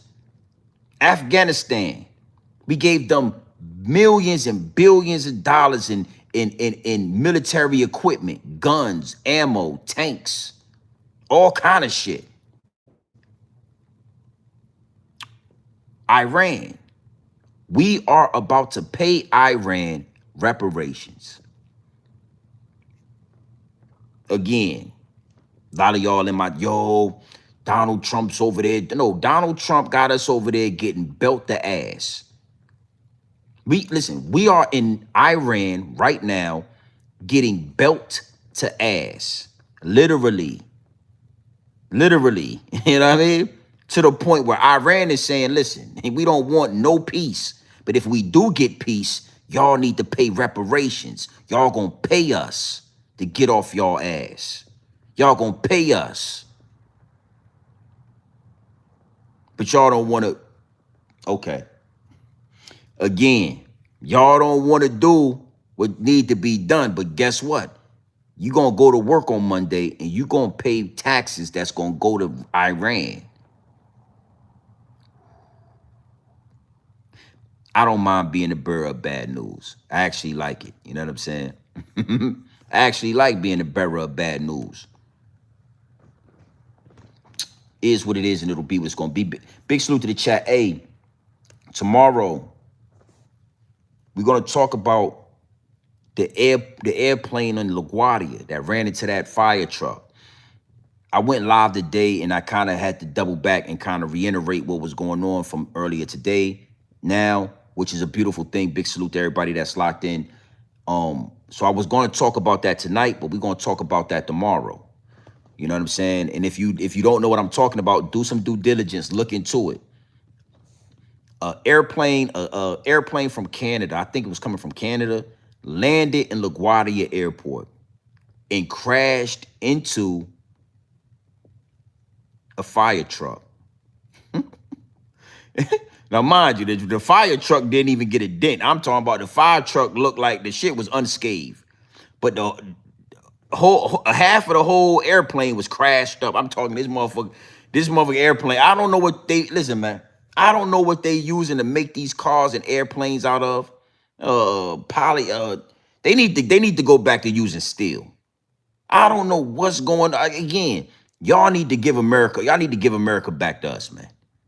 Y'all need to let us get back in the driver's seat of America, man, so we can get this shit. How did an airplane hit a fire truck and the airplane crumble up and the fire truck drove off the goddamn landing pad? The shit ain't even have a flat tire. Yo, the fire truck didn't even have a flat tire on it, man. But the whole airplane, I'm talking, both of the pilots was dead. It was motherfuckers all on the. Hey, man, listen, man, come on, y'all need to humble yourself. Y'all need to give America back. Y'all need to go ahead and just give it back to us, man. Let us get it back, man. We'll bring it back we'll bring this shit back how it need to be. It's over. It's old. Y'all airplanes. We gonna talk about that tomorrow. Because I'm gonna tell you this. It ain't a big difference between the airplanes in 9/11 and the airplanes of today. They're all the same planes. And if you telling me a goddamn plane, a big ass plane like that, hit that fire truck and it did all that damage, Hey, man, somebody ass need to go to jail for 9/11, man. I just want to just say it. I'm, you know what? You know what? They scared to talk like this on YouTube. I'ma just say it. George Bush ass need to go to prison. We need to get you, George Bush, Barbara Brooke Bush, your son. If your last name got a Bush on it, we need to put your ass in a RICO charge for what y'all did to them buildings in New York City. Yeah. Ain't no goddamn way them planes knocked that big ass building all the way from the top to the bottom. Ain't no way. It ain't possible. It ain't possible. And we gonna talk about that. Because again, the dog fur get the lion, they get the talk. 9/11 was a tragedy. We want to honor the deaths of the people in 9/11. In the World Trade Centers, we want to honor them with a new building out there in New York City, independent. Everybody put your hands on your chest. Everybody put your hands across your heart. Everybody look at the flag, the American flag. Look at the American flag right now. Repeat after me. I pledge allegiance to the flag of the United States of America and to the republic from which it stands, one nation, under God, individuals, with liberty and justice for all. God bless America. See how that sounds? If shit sound like that, you will believe it too. Yeah, those buildings, yeah, them planes, man. You know, if a plane hit the building, man, this is America, man. And the goddamn buildings fell down to the ground because the plane hit it. See, when it sound like that, it sound too good. Don't think that sound good? Put your, I pledge allegiance to the flag of the United States of America and to the republic of which it stands, one nation, under God, indivisible, with liberty and justice for all. That shit sounded real good, didn't it? Yo, hey, boy, that was the motherfucking shit was good, bitch. Yeah, that was good. I could tell you anything after that. I tell you the goddamn buildings fell to the ground. Them big ass, those was some big ass buildings, man. You might have needed like 4 planes there. You should get the whole runway. You should have had the whole runway go towards them planes so it could look real. That shit ain't real, man.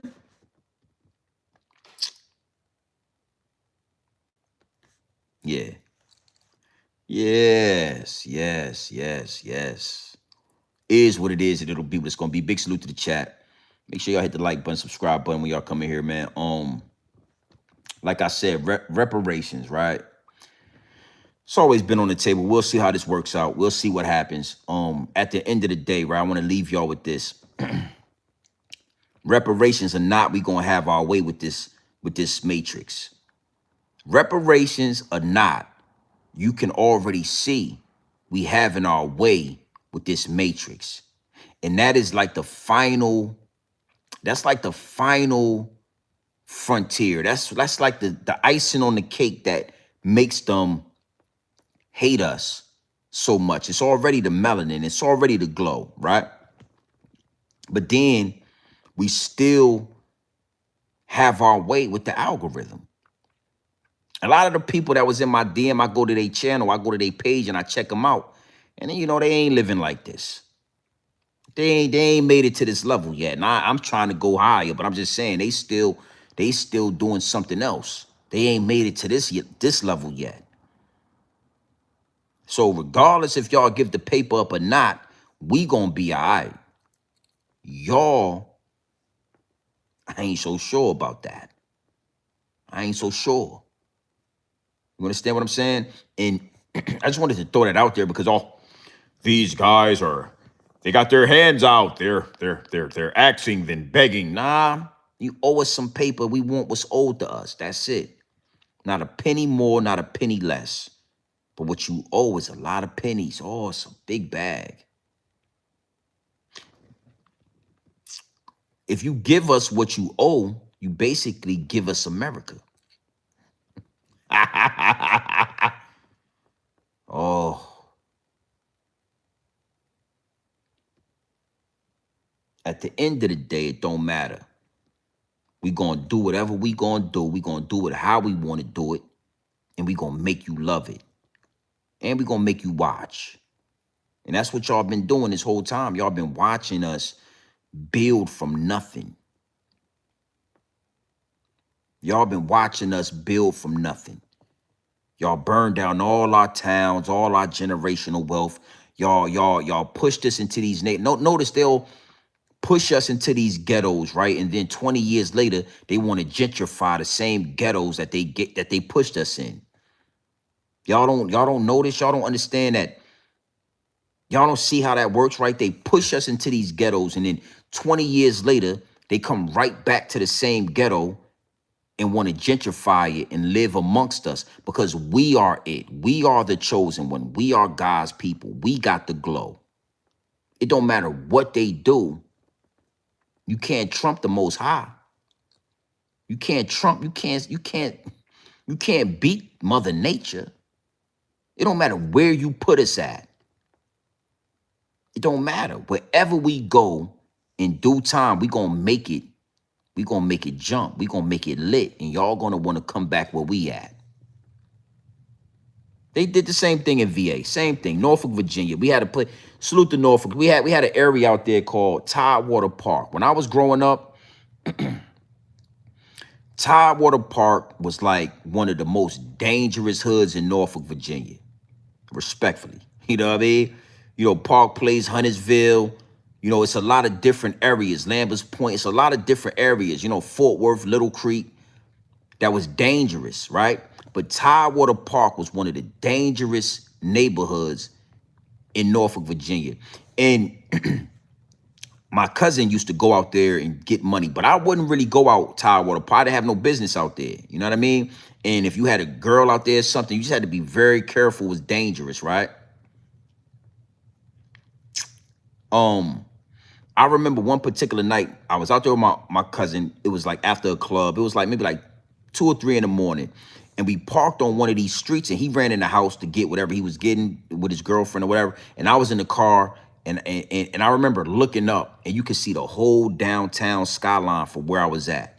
Now, mind you, it's fiends walking around, it's homeless people, it's the hood. It's 2, 3 in the morning. It's like Saturday night. It's lit outside. Motherfuckers is out. Niggas is standing on the corner. Niggas is over here. It's fiends walking around.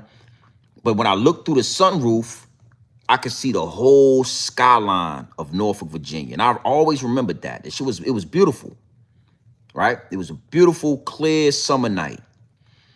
And 20 years later, not even 20 years later, I won't even, about 15, 20 years later, them people came and tore that shit down and built the casino over there and big ass hotel and gentrified that whole area. Prime real estate. Wherever we go, it becomes prime real estate. It will behoove you to situate the situation. It will behoove you to do what's right. Because as long as you do wrong by me, you remember The Color Purple, right? You remember his bitch did her fingers like this? As long as you do right, yeah, you remember that? Respectfully, I'll never forget it. Beautiful summer night. It's maybe like 90. It was hot outside. It was 3 in the morning. Activity outside. You know, so my cousin hop out the car. We've been drinking and shit. I'm smoking. And I look out the sunroof. I just always had a mind like that. You know what I'm saying? I could see. It's like I could see things and then I could recognize it. And then I'd go about my day. But it would be burned into my mental Rolodex. And that shit always burned. And now it's a big ass casino. They tore the whole projects down, the whole neighborhood. They got rid of it. Tidewater Park no longer exists. They burned. Them white people came in that motherfucker, kicked everybody out, tore that shit down, put a casino right there, some more buildings and hotels and all that. It is what it is, and it'll be what it's gonna be. Big salute to the chat. Yeah, we've been here for a nice little second. Let me see where we at. Any oh wow, okay, yeah, no, that joint is good. Any content creators in the chat? Y'all been noticing any like how slow YouTube been lately? yo, I don't know what's going on, but like the last week, maybe 2 weeks, maybe it's just my channel, man, but this shit is crazy. We still having our way with the algorithm, but I would have been easily at like 60,000 right now, 50,000. We at 20K though. Big salute to the chat. I'm from VA going up north. It's all the same. Yeah, it is all the same situation. Yeah, it is all the same. Breezy, I feel you.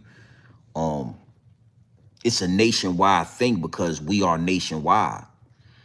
You know what I'm saying? We, you know, all four corners of the earth, or the globe, all right? We were there before anybody. You know, it was somebody melanated there. And, you know, I say these things too because if you hear it, right, and then you ingest it and you comprehend what I'm saying to you, then you can use it. You know what I'm saying? Like that's why the you know, like the dog first shit, you know, when it really downloaded, it was like a heavy situation with something I couldn't shake. And now I just say it all the time because again, I want black women to hear me talk about the dog fur. I want it to empower you.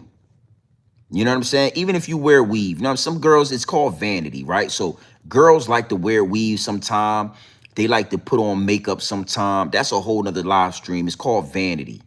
You know, it's one of those things in the book of Enoch that they say was brought down here by the fallen angels. You know what I'm saying? Vanity is like a sin. It's like a hidden knowledge we wasn't supposed to know about. You don't hear or remember Eve or certain women in the Bible putting on makeup because vanity hadn't been given to us yet. Vanity is like a sin. It's like something we wasn't supposed to have, right? I'm just saying all that to say women are into vanity because we was given that knowledge. So a woman, regardless on how beautiful she is, she gonna want to put makeup on sometime. You know what I'm saying? Regardless on how beautiful she is, she gonna want to put a wig on or put some tracks on and switch up her look. You know what I'm saying? So I be talking crazy about like weaving and all that, but I just be talking. But it's a part of it. But I'd say the dog first because I grew up just like any other melanated, right? And I always heard and seen like people of other races, especially Caucasian people, talk down on our hair because they didn't even know this is non-ether. It's not, you know, it defies the laws of gravity. This shit is something you couldn't even fathom. They would call it nappy. They would call it this. And I watched them do that to the point where black women start wearing wigs. When I was growing up, black women wasn't wearing wigs. Every now and then you might see a super hood chick with like a bunch of weave, but for the most part, Nia Long, Jada Pickett, Aaliyah, etc., they was wearing their natural hair. They might have like Nia Long had like a short joint, you know what I'm saying? Holly Berry had the short joint, you know what I'm saying? You know, Jada Pickett had the motherfucking super short joint bad. They was bad like that. It wasn't even a regular thing. But over the years of these other people talking down on black women hair, they start covering up their hair. And now all we see is weave and wigs and etc. Right? So when I say the dog fur, it's to empower, it's to empower melanated women. Because it all makes sense now, right? When you used to walk in the homeroom class after a rainy day and the whole goddamn homeroom smell like a SPCA, it all makes sense now, don't it? So now it's like, oh shit, you don't even got hair. You got fur, respectfully. And it's the same thing for my brothers and whoever else. Is like, bro, we are the power. We are it. We are the one. That's why they try so hard to make us think that we not. Oh, you're on welfare. Whole time your ass is on welfare. You getting more money than me. Oh, you're on government assistance. Oh, you're living in government. Come on, like, bro. Yeah, I say that shit to empower, bro. Because maybe sometimes, you know, we get so caught up in this matrix, we forget. Motherfucker get so caught up in this matrix, you'll forget that your hair is Non-ether, your hair defies the laws of gravity. If I just don't cut my hair, guess what that shit'll do? It'll defy the law of gravity. That shit'll grow up this way. As powerful as gravity is, if I don't cut my hair, it grows like this.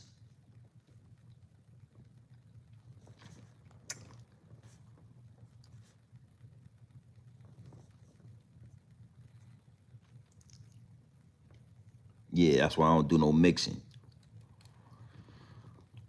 I don't do no mixing. I don't want the dog fur nowhere around me. I don't want it nowhere near me. Yeah, bitch. I got a goddamn lint roller. I got a rolling motherfucking dog. You done hug me. Your dog fur all. You ever hugged? Yeah. Hey, how you doing? Oh, everything nice.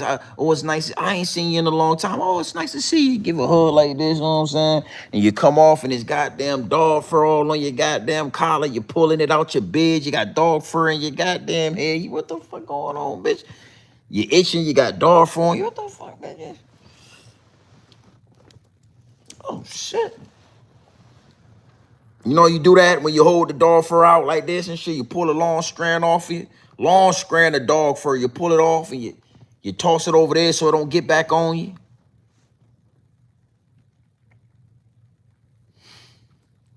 I'm sorry. I'm just talking shit now because y'all, it was in my D. I wish I could show you my D. It was hot today. You was hot. I mean, I'm outside by the pool and shit. I'm trying to do my little pool thing, trying to do my little cleanup session. You all in the DM talking about the dog fur. Oh, why would you call my hair dog fur? That's so disrespectful, GMB. Why would you do that?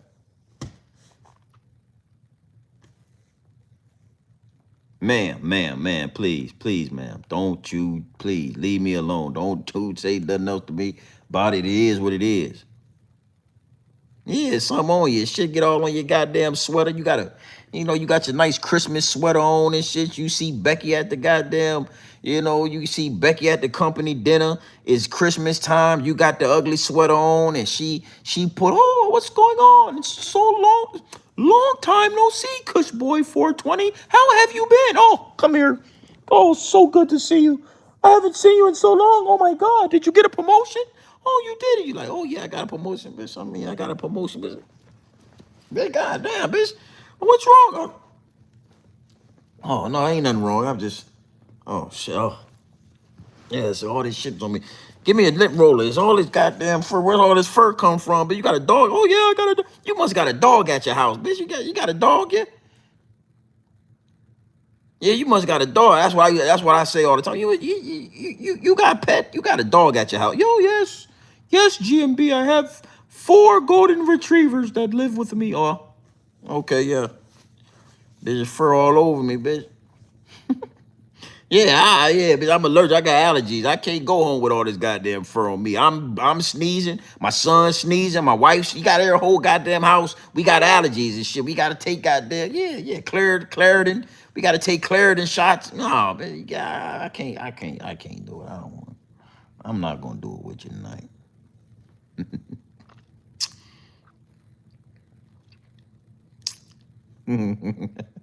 I'm just bullshit.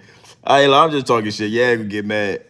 I'm just bullshitting with you though. You know what I'm saying? You can like it or love it. You know what I mean? Respectfully, you can like it or love it. You know what I mean? Salute to the chat though.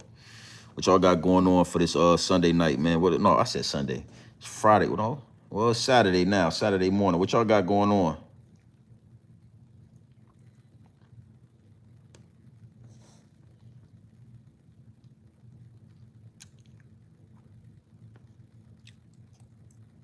Yeah, the caucus. The caucus of the mountains. Yes. The motherfucking Caucasus Mountains, man.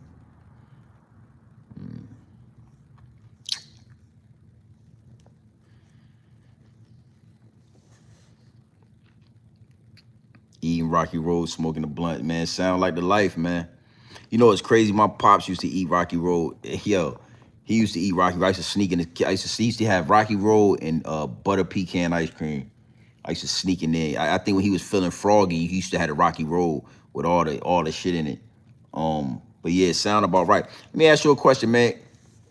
You buy your smoke, your cannabis. You buy it from a dispensary, or you still buy it off the block? Where you buy your weed from?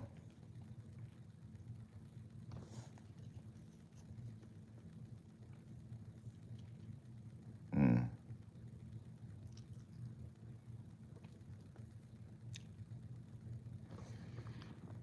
See, they don't know that that's where the Caucasus come from. Caucasians come from the Caucasus Mountains. I believe it's in Russia. Yeah, man. Leaving work. Off the block. Damn. A dispensary, okay. Gotta be looking. Grow that shit if you can. You know, smoke it, yeah. You know what's crazy, right? I get it out the dispensary. Okay. I ain't smoked no bud in like probably like 4 years now. Maybe like 3. Maybe like 3 years now. Nah, maybe a little bit longer. Once I started driving trucks for real, I stopped smoking, right? And then when I have thoughts like, maybe I'll start smoking, or if I was to start smoking again, right? Like, what would I do? Would I grow it? Would I go to the dispensary? Would I do this? And it's just like, I don't know, man. When I stopped smoking, I remember thinking to myself, like, this weed just tastes weird. Like, it don't taste like the old weed no more. You know what I mean? I was getting shit like delivered from the dispensary, but it was like a delivery service. And I just remember that shit. It was the Gary Payton, and that weed was so strong that I just remember being like, I don't know, bro. That shit was like dope. He doesn't mix well with CDL. Nah, I don't. You know what's crazy about the CDL too, right? Once you get it on your license, you can't get it like a weed card. It's crazy. Yeah, like you can't like get the weed card because you got the CDL on your license. Yeah. I drive dump trucks. Or I ain't got no hook. I got straight petrol. Growing from the earth. Fed. Get attended some good seeds. Yeah, I ain't gonna be smoking no time soon anyway. But I think to myself, like, I'm probably going, you know, it'll be a time where I'm gonna go back to smoking weed. Yeah, man. Yeah, it is. I looked into it one day. I was like, damn, because I looked into it one day just to see. It's a dispensary down the street from the big house. It's a little bit down, but it's a dispensary. I be seeing like line. It's crazy, right? I go get some coffee. It'd be a line out in front of that motherfucker. Yo, that shit'd be a line coming out the door. I be like, damn, that shit, but they got that motherfucking trap house booming. I be going to get some coffee, and I just be thinking to myself, like, man, they got that bitch jumping, trap house jumping like a motherfucker. And you know, it's crazy. It be mad white people in the line. So crazy, man. Like older white women, like look like teachers or some shit, like your secretary. You know what I mean? And they be coming out with them white bags, man, with that bud in it. Salute to them. I don't know. I think about it a lot though, cause I like to smoke. I loved smoking weed, but whenever I stop for a certain amount of time, I always be skeptical about going back. Yeah, it's just a crazy habit, man. And you know, your clothes be smelling like weed. You gotta wash your clothes all the time. You know what I'm saying? You gotta make sure you wash your hands, your fingertips are getting sweat. Lips start getting black and shit.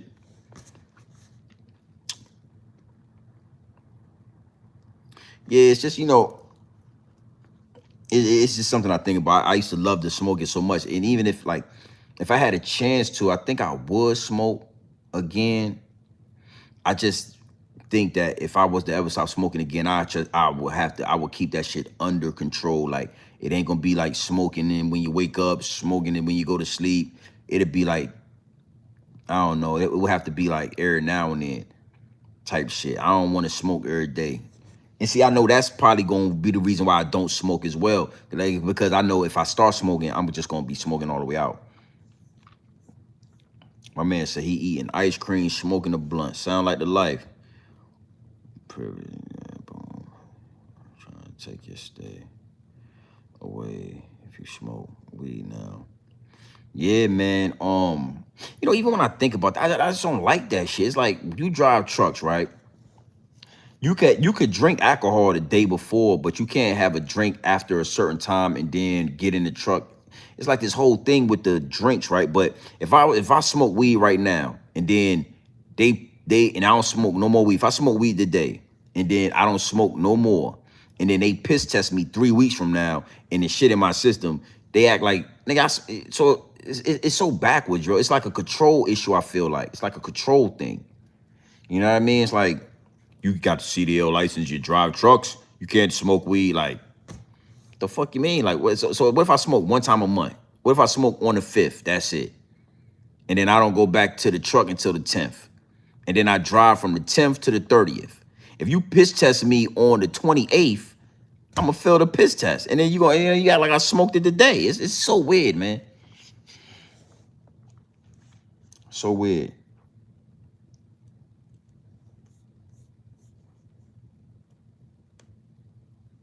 I don't like that shit. I don't like how that, I don't like how I feel to make, you know what I'm saying?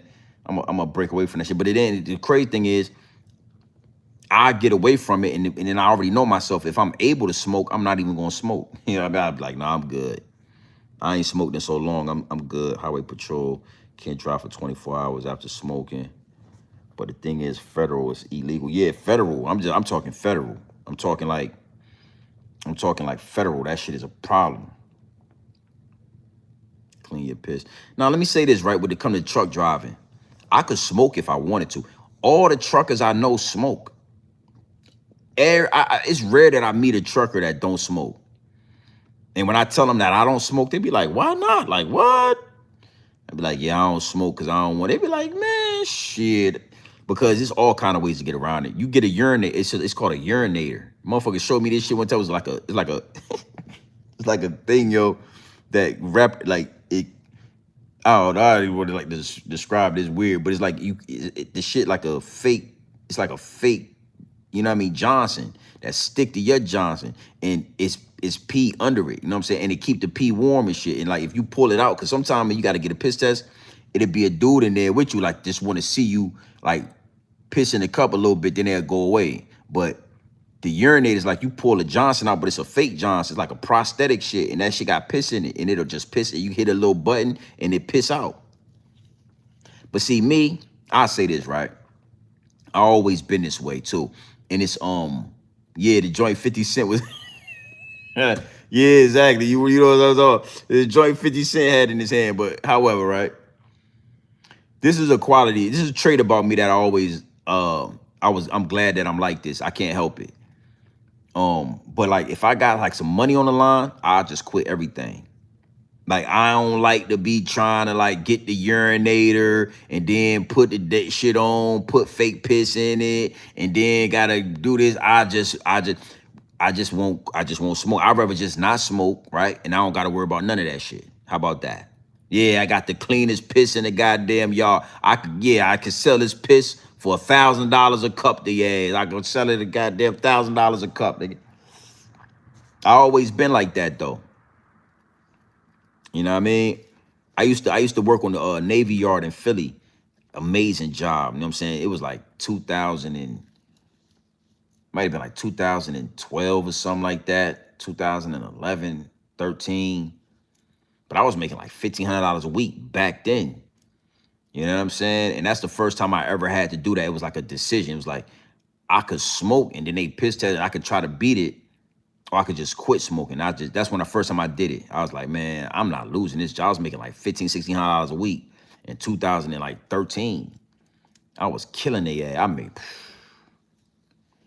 boy, we was getting money out there on that Navy Yard. And like a lot of my homies got fired because in due time they got piss tests, random piss tests, and they failed. I just quit smoking. I had stopped smoking for like 4 or 5 years at that point.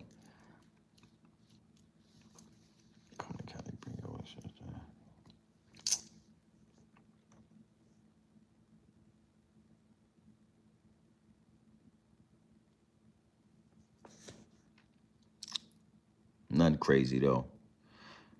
You have to save a lot more money. I like that. I like that, right? That's another reason when I quit, I was like, yeah, that shit is expensive as hell, bro. It ain't like back when I was younger, man. It ain't back like when I was young, when I was hustling, you know what I'm saying? That shit is different now, man. Goddamn pack of backwoods, $12. Hey, look, I remember right before I quit, I was buying backwoods. I was smoking backwoods. My lips were black than a motherfucker. I remember this shit, right? My lips were black than a motherfucker, bro. Like, I used to be like, damn, I used to be looking at my lips like, God damn. Anyway, I'm smoking backwoods and shit, right? I'm buying a pack of backwoods. Them shits was like $10 for a pack of backwoods, right? And in every pack, you get five. Hold on real quick. That's a big ass spider. I can't ignore that big ass spider. I think I was trying to.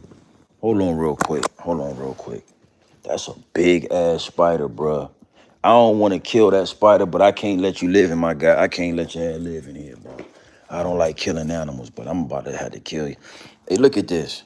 Look at this here. Look at this motherfucking spider, nigga. Can y'all see that? Look at that big ass spider. Look at that. Look at that. Now, that's a big ass spider, bruh.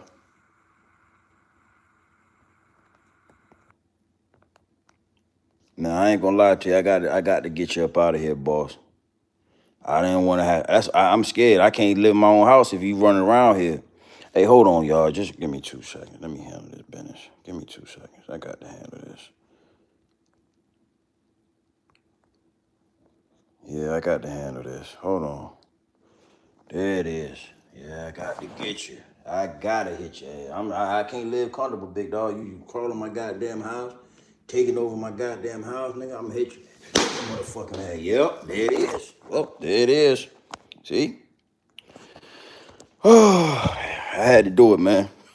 I'm sorry, man. That motherfucker had me spooked like a motherfucker. Yeah, got your ass. I'm fast, boy. I'll clean you up in a minute. Yeah, sent you to the upper room, boss. Yeah, I'm sorry. I'm sorry. I don't like to take a life. You know what I'm saying? I'm not no killer. I just crush a lot. You know what I mean? But yeah. Yeah, scared the shit out of me. I'm talking about, but I'm trying to, I can't focus on the live. I look over, it's a big ass spider crawling in the house. What the fuck? Now, let me tell you something about these spiders, right? It's good not to kill spiders like that because they regulate, you know what I'm saying? They do regulate like insects and things that could be in your house, right? But I'm gonna just say this, if you know, I'm sure if it's one spider like that somewhere, probably another one somewhere, I'm gonna just let him handle it. I can't fuck around and let your big ass crawl around. I don't know what made you bring. Yeah, listen. I look over. That's a man. That just, yeah. I sent him to the upper room. Yeah, I sent him to. Yeah, look. Yeah, I sent his ass to the upper room, boss. Yep, there it is. There it is. Everybody say a prayer for him to send his ass to the upper. Sometimes it got to be like that, you know what I'm saying? Yeah, I couldn't even go live. I had to get off the live. That was a big ass spider, bro. He might try to bite me. You know what I mean? I'm too old to be going to the hospital, man. You feel me? You crawl in my goddamn, you crawl in my sneakers or something. Crawl up in my goddamn robe. I'm trying to handle my business, talk to my people. And it's a big ass house. You got plenty of room. 3,800 square feet where you could go wherever you wanted to go. You should have kept your ass. You should have went in over. Yeah. I don't kill insects and animals in their natural habitat. This ain't your motherfucking natural habitat, nigga. Yes, I don't know how you got in here, but you fucked up. You fucked around. Yeah. You know, my daughter see you. My old lady see you. She gonna scream. I could have been upstairs in the shower. My old lady would have saw that. I would have had to get out the shower, put a towel on. Trust me, come downstairs dripping wet just to get your ass up out this house, man. You know what I mean? You would have been in the bathroom. I could have been down here going on my old lady. My daughter would have saw that shit. I would have had to stop whatever I was doing. I could have been on the toilet. I could have been doing my shit in the bathroom. My daughter would have bust in that motherfucker. Daddy, you got to get this. I got to get y'all. I clean you up. Yeah, I clean you up in a little while. Yeah, you ain't in your goddamn natural habitat, crawl. I got all kind of trees and shit around. It be shit. I gotta be careful, man. That was a you saw that spider? Shh. Yeah, that would have been like a little spider. I would have let him, you know what I mean? I would have scooted him on his way, you know what I mean? And go that way.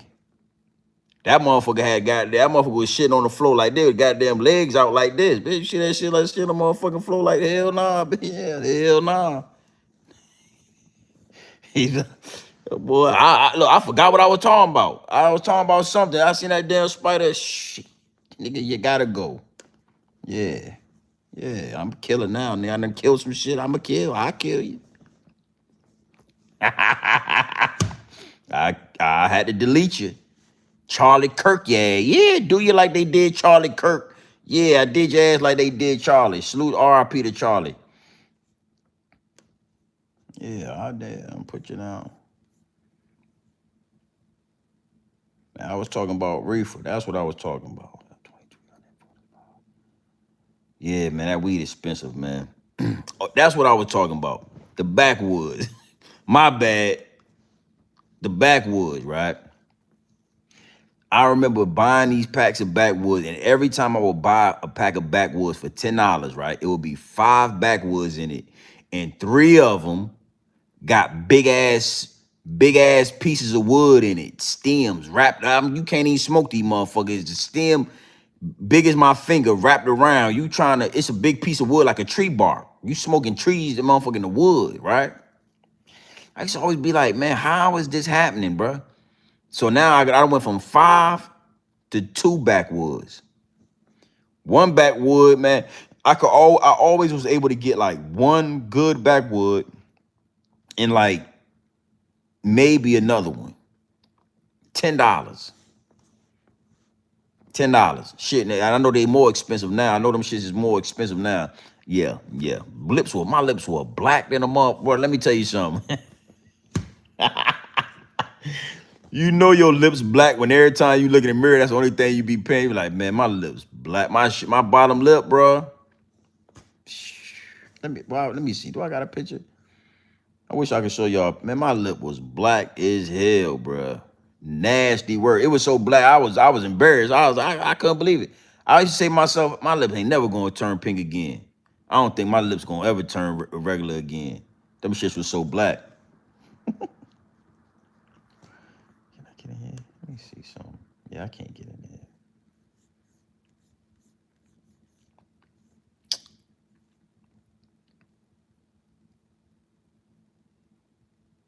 Mr. Nathaniel, where you from, bro? Mr. Nathaniel, where you from, bro? I got a homie named Nathaniel from New York. Where you from, homie? Bill do pink. I thought of an invention, lip guards. Man, that should be a good thing. I used to my lips was so black, bro. I started buying Black and Miles and shit, right? And I would roll the blunt up and I would put the Black and Mile inside the little Black and Mile wood, the wood tip shit. I would like roll the back like that. I'll put it inside there and I'll smoke through the wood tip. Cause I ain't want to put my lips on the blunt.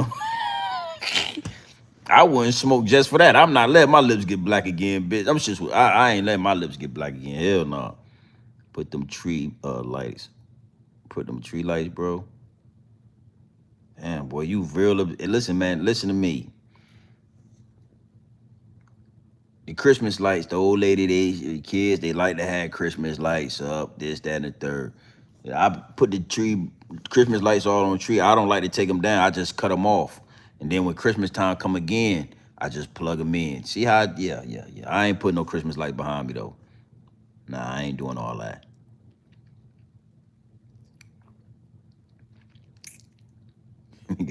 Christmas light. Nah, I'm good. I'm good on that. I'm good on that. I appreciate it, man. I try, you know what I'm saying? The downloads is the downloads, man. And I get the downloads also. Now, for the last maybe 15 minutes, I just been talking about whatever because the downloads have downloaded. But yeah, this is the thing, right? I'm gonna say something about that. YouTube, to me, when I first started watching YouTube, right?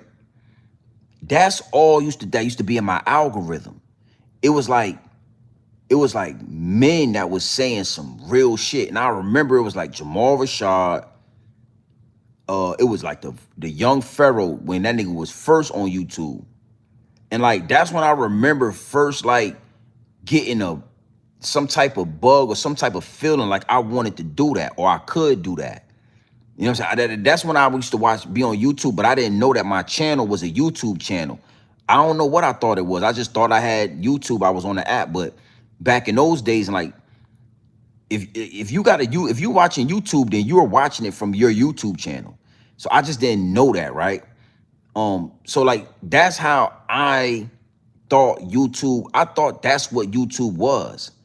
I didn't know I didn't get a lot of the I don't know, like the YouTube beefs and all the like digital Hollywood shit. I didn't get a lot of that in my algorithm when I first started watching YouTube.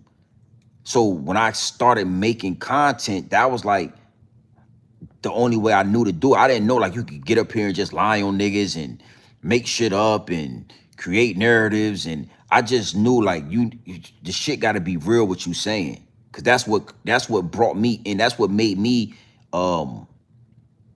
that's what captivated me about the YouTube shit. Young Pharaoh was like this nigga was so powerful. Yo, bro, him and Jamal Rashad, bro, but really Young Pharaoh. That nigga Young Pharaoh was like, man, like I can't even, it's hard to even explain like the level that nigga was on. He was on such a high level. I was like, I don't want to be on that level. I don't want to be that fucking, this nigga was crazy with this, like knowledgeful. You know what I'm saying? I didn't want to be like Young Pharaoh and Jamal Rashad, but I wanted my shit to be real as theirs.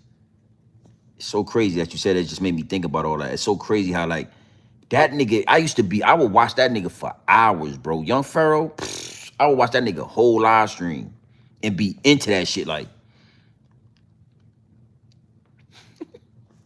word. Appreciate that, my G. Yeah, so it's like, you know, the shit gonna be raw. You know what I'm saying? That's why I say it's pure dope, because it's not something that I can necessarily say like Young Pharaoh. I always noticed like he read a lot of books. You know what I'm saying? So everything he said, he would reference back to a book or back to some type of information that he read from somewhere. You know what I'm saying? And like I didn't necessarily want that from. I want this shit to be real. It's gonna be pure. It's gonna be real, but it can't be like spoon fed from just a book. It got to be a lot of like, for my shit, it's more like cosmos. I've been like this my whole life, bro. Like something could be going down and I could see something or I could hear something. For a long time, I didn't know what it was. You know what I'm saying? For a long time when I was young, I would ignore that voice. And every time I would ignore that voice, I would pay for it. Every time. If the voice was like, yo, don't do that shit. And I'd be like, well, I'm going to just do it this time because I will pay for it. And then I got old enough to realize like them shits is downloads. These is downloads and I need to listen to them shits 100% of the time. I got to get to the point where I could hear this shit and listen to it and trust it. You know what I'm saying? That's where I'm at now in life. That's where I'm at. If the shit ain't right, if I feel or hear that it's not right, then it ain't right. That's it. You know what I'm saying? I remember one time, me and the homie Haas had locked in the DMs, me and Hassan Campbell. And I said something to that nigga. And I was like, yo, let's lock in. Let's get something done. You know what I'm saying? Let's lock in and get something done. Like the people want this shit. And he was like, nigga, let's do it. Haas, he was like, yo, let's do it. Let's get to it. Let's do it. And then I ain't never reached back out to that nigga. You know what I mean? It's like shit like that. It's like I said that to him. Me and him had like kind of locked in, like, we about to do something, me and you. And then something was like, don't do that shit. And we just never did it. Bill Gates owns all the land in Arkansas. Keep the business and pop personal. Completely separate. Yeah. Absolutely. Absolutely. Same here. There's one of the real factual streams I have ever seen on YouTube. I appreciate it, my G. Slew. Appreciate that, my G. Means a lot. Even with the name, I remember my rap name, or the name I used to use when I would rap and shit like that. Like everybody in VA know me as like E with the waves, Lil E, whatever, right? But my name, like even with that, was like I ain't connecting nothing personal to this channel. Nothing. Nothing's personal. Nothing's personal to this channel. Nothing. You know what I mean? Not my real name, not nothing. And that shit is something, again, like the downloads told me, like, don't use that. You find something else. And then I was like, all right, grown man business. Why you want grown man business? Cause I remember like how grown men used to be when I was young. I want to be like the old head that I used to listen to when I was young. I want to talk like them niggas. I want to have the demeanor of them niggas, the energy of the old niggas in Virginia that used to talk to us. Cause they were serious niggas, and everything they would say, I used to believe them, cause they wasn't like, it wasn't like now. It wasn't no such thing as digital Hollywood when we was growing up. Nigga, them niggas would be like, boo, they'll say something, they were serious men. And they'll laugh and joke every now and then if you caught them in the right area, if you caught them at the right time, they'll laugh, yo, nigga, what's up? Ooh. They'll laugh, but for the most part, when they was talking about something, they was serious. Even if they wasn't fully serious, like they wasn't lying. You know what I mean? They like they wasn't like just talking to be talking and shit. You know what I mean? And them niggas was grown men. They was on grown man business, and when we was kids, we couldn't come downstairs because there was grown folk business going on. It was grown folks doing what grown folks do downstairs. So when I was a kid, we couldn't come downstairs when grown folks was talking, when grown folks was hanging out. You feel me? We had to play it upstairs. We had to, you know what I mean? Like, I come from that era. So look in these YouTube streets and look how far few in between you're gonna find that. Everybody giggling, everybody laughing, everybody rapping, you know, everybody smoking weed on camera, everybody doing something that's like not really connected to what we came up in or what I remember it being. Yeah, yeah. We almost had 60,000 subscribers just based off that. About My Money TV. Oh, that's what the internet did. It put kids and grown folks in one arena. You on point. Damn, that was, yeah, exactly. It made that's exactly what it did, bro. It created like a platform, like a zone, like an area that we never had before. We never had this shit where it could be kids involved, and we never had this type of shit, bro. Like a lot of the men, or like a lot of the people you see on YouTube, if you like watch them enough, back in the day, they would have been like the Herbs, or they would have been, or niggas would have been like, yo, that nigga is like girly, he girly mouth. You know what I'm saying? Like, like if you really watch, bro, I'm telling you, with no disrespect to like none of the YouTubers, I'm just saying, like, YouTube is a huge place. It's a big place. So I'm not just talking about our algorithm. I'm saying like just as a whole, if you scroll through, a lot of, like, the majority of the men, they not really like manly. I don't know how to put it. I guess that's how I put it. They not man. They men, but they not manly. You know what I mean? Niggas is like doing like I don't know. It's just weird, kind of get weird, you know? And then, like you said, the kids is involved. This shit is so crazy. It really disrupted, because I think my generation is the last generation that really had a chance to experience that. Like, and I was in Virginia, I used to listen to the old heads. They used to tell all kind of stories and shit, and I used to be captivated. I sit there and be quiet like a motherfucker. Especially if they had gave me the opportunity to listen. Whenever I had the opportunity to listen to them niggas talk about some shit, I was always ears open. My ears would be standing up. Because other than that, you got to go upstairs when it's grown folks talking. Niggas smack you in your mouth. Your mama smack you in your mouth. You know what I mean? Your mother smack fire out your mouth, nigga. You get to talking while grown folks is having conversations. You get to interjecting. You get to saying some shit about something while grown folk, nigga, boy, shit. Yeah. Big salute to the chat, man. Big salute to all the new subscribers too. We definitely growing. It's something going on in the algorithm, though. I think it's bigger than my channel too, because I seen some other people talking about it. I seen some other YouTubers kind of talking about it. Just some random YouTubers, me scrolling through. I'm not sure what's going on with YouTube. I think they changed something. They did something. They tweaked something. I'm gonna figure it out though. We still having our way, but it's taking longer. Exactly. Yo, you know what's crazy, right? I'm gonna say this, right? I'm gonna just throw this out there just because I'm. When I get off live, or like when I go get into bed and shit, or when the night's over, right? Before I go to sleep, most of the time, you know, we all do that doom scrolling thing, right? Around this time of night when it's late like this, you know, it'll be like such and such is live. You go in there, and then if you scroll through the live, it'll put you on just different lives. If you go through like shorts, then you'll go through different shorts, right? And then one of the shorts will end up being like some random person live stream, right? And if you click on that live stream and you scroll up, you will just go through everybody who's live, right?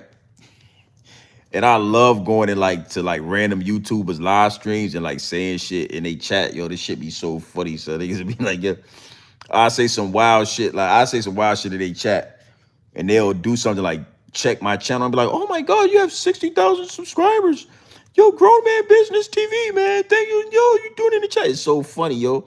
I go through, I turn to a consumer again. When I get off these live streams, I turn right back to like a consumer on YouTube. And I scroll through people live and shit. I mean, yo, you ever went through people live at like 2, 3 in the morning? But it's some wild shit going. It's a whole nother algorithm going on at 3 in the morning with the live streams. Boy, it be motherfuckers singing. You ever seen them watch them shits movie like $1 mela, a little $1 mela, da little $1 mela. Motherfucker be up that bitch wilding, bro. They be dressed up and shit. Respectfully, yo, I be in that bitch tripping. I be scrubbing. Like, yo, look at this. This shit is crazy. Words. That's so funny, man. It's some ill shit be going on. Motherfucker be sleep like a motherfucker. You ever see the people that be doing the live stream? They just be sleep. They'll set their camera up.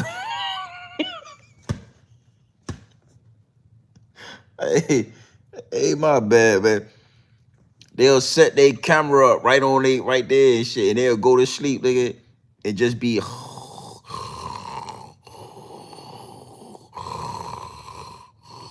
Word, son, it's so ill, son. It's the illest shit I be scrolling through. We gonna hit 100,000. I can't wait to hit 100,000, but I still be in your. Look, I have 100,000 subscribers. I be in your motherfucking live screen. I pop up in your shit, get talking to all in your lives, nigga. You got 5 people in that motherfucker. I get the popping shit in your live. I do that. Oh God, he got 12 motherfuckers in here. I'm gonna pop it. I get to type it all in your shit. Yeah, what's going on here?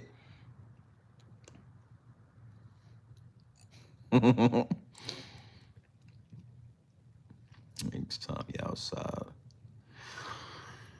Look at the playground empty. Yeah, 100%, man. It's a playground around the corner from my house. It be people out there playing basketball, but it's never like back in the day. It's never like back in the day. The Matrix is broken. Hey, Scott, right? Hey, peep this, Scott. I'm just bullshitting now. I'm just trying to see how long I can stay live. Because when I get tired, I'm an old man, right? So when I get tired, I close the live out. Y'all notice that, right? I get the download out the way. I start getting a little bit, yeah. But we gonna stay live. I'm gonna see how long I stay live, right?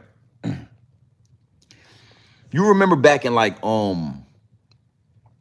let's say like 1996, man, how like the sunset used to look in the sky?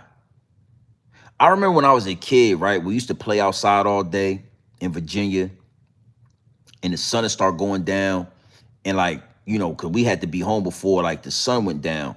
So like I would like always look into the sky and shit. You would see like the sun and like the clouds and how it remind me of like a movie. It remind me of the movie called the butterfly effect, right?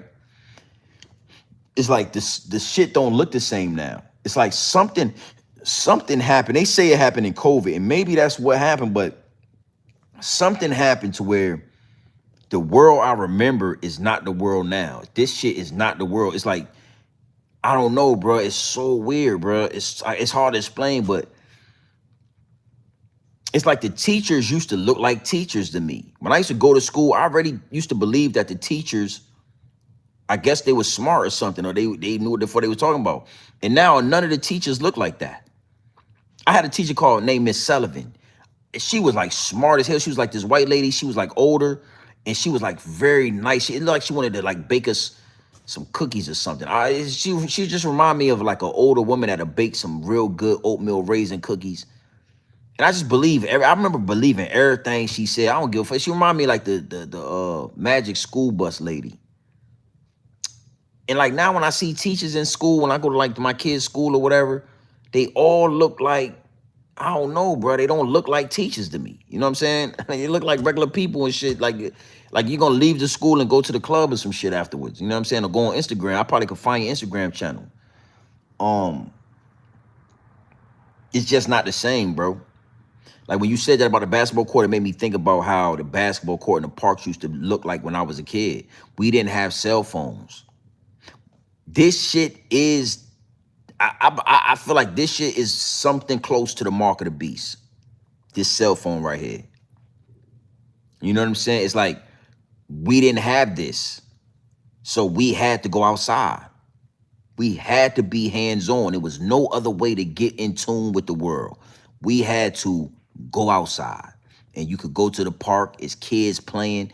Nigga, used to, in the neighborhood I lived at in Norfolk, Virginia, it might have been 60 people. It'd be 60 people on the basketball court. People standing all around the basketball court. Cars parked all around the shit. Northside Park used to be full of people. Word. Yeah. All kind of shit going on. You know what I'm saying? Like, now everybody got their phones in their hands. They got these video games and shit that they got headphones on, and they could talk to people. They could play KOD and Black Ops and shooting games and stuff like that. And like, we in a whole nother matrix now. We done crossed over into a whole nother a whole nother realm, bro. We in a whole nother realm, bro. That's why the veil is dropping. Because the veil that could cover up the realm that we grew up in, that veil ain't big enough to cover up this situation we in now. This matrix we in now need a new veil. You know what I'm saying? Well, it need like a whole new fucking curtain. You know what I mean? The curtain that we grew up, it was perfect.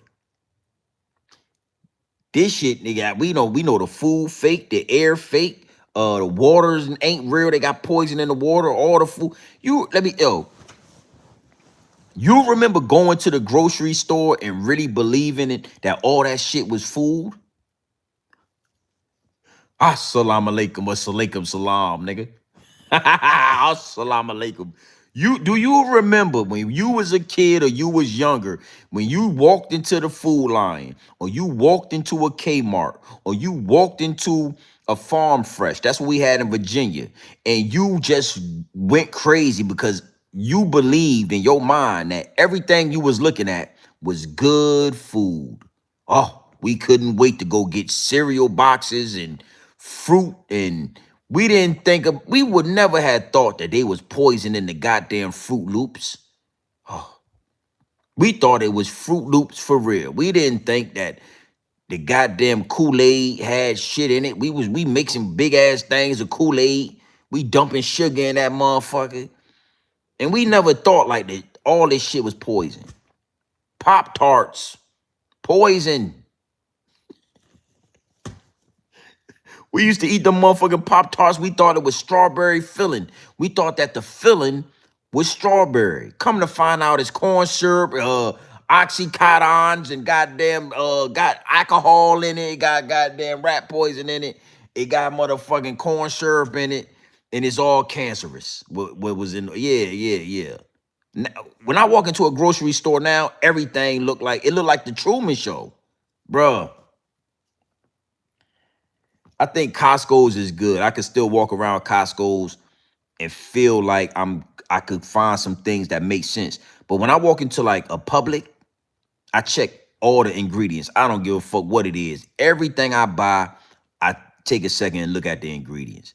And if it's too many goddamn ingredients in it, then I put it down and I try to find something that got less ingredients. I don't give a fuck what it is. I picked up some sauce. I went and got some lemon juice the other day, right? It was a green little plastic bottle with the lemon juice. I looked at the back of this shit and it said lemon juice, water, and then it was like 5 different ingredients, like some chemical shit. Oxycodone, moron, mollysoxin. I'm like, what the fuck is this? Why would you need to put all that in lemon juice?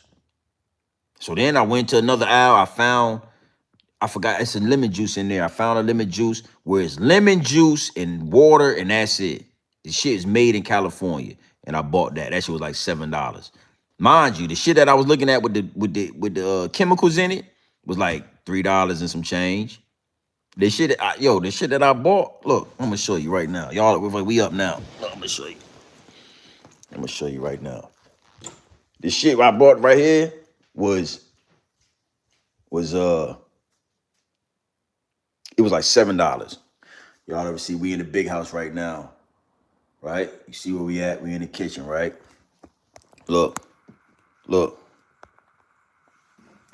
Put that water right there. Now see this right here? You got oil, oregano, right? Black seed oil. Yeah, got 2 packs of those. You know what I mean? This right here is good stuff, man. Salute to my homie who put me on that. One of my chappy. Then you got the beetroot right here. The beetroot powder. This shit is powerful right here. I suggest you all get some of this. It's powerful. Look at the ingredients. Organic beetroot powder, free of soy, deli, gluten, and tree nuts. It's free of all that shit. Is organic beetroot powder. That's all it is, right? Yeah. You know what I'm saying? You got to do the cayenne pepper. You got to make sure you got some cayenne pepper in your system. This the lemon juice I end up getting right here. Pure lemon juice. Right? Let's see what this shit is. Let's see what it say. Let's see. Here it is. Ingredients. Organic lemon juice. That's the ingredient. You see that? That's it. See that? That's all. That's it right there. That's it. Look. Organic lemon juice. That's it. Fuck you. I don't fuck around in this bitch. Yeah, the other shit got goddamn oxycontins in it. I don't know what the fuck going on. Oxycontin. It got motherfucking corn. So I'm saying you putting corn syrup. How you put corn syrup in lemon juice? How did the lemon juice got 13 motherfucking ingredients on it? Hold on real quick. Yo, the bread, bro. When the last time you looked at the ingredients on bread? Man, this shit got 13 ingredients on some motherfucking bread, man. I thought I had that joint. I thought I had it, boss. Let me see something real quick. You know what I mean? Line you up nice and neat. Y'all at the big house now, shit. You already in here, you know what I mean? Yeah, you already in here. Don't go out. Don't leave now. Yeah, it's already at the big house. Hold on. Make sure I got you. Make sure I got you. Appreciate that. Yeah, you at the big house right now. Big salute. Y'all at the big house. You know what I'm saying? We done went off the grid now. Let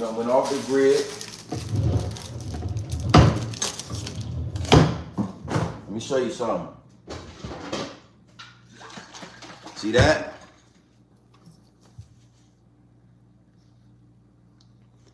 That's all that mixed up. beetroot, lemon juice, cayenne pepper,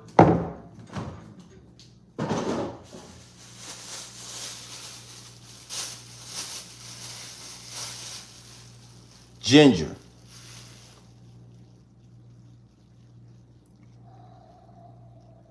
See what I'm saying?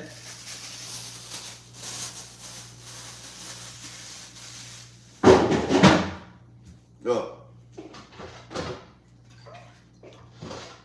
Look. Look at that. Get you some. See that? Look how red that shit is. Shit is powerful, B. Yeah, it's powerful.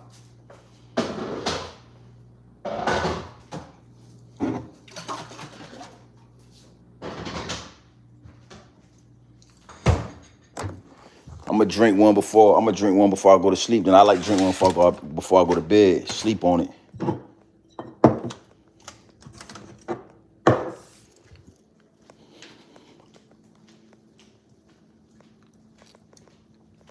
Nah, I'm taller than that, boss.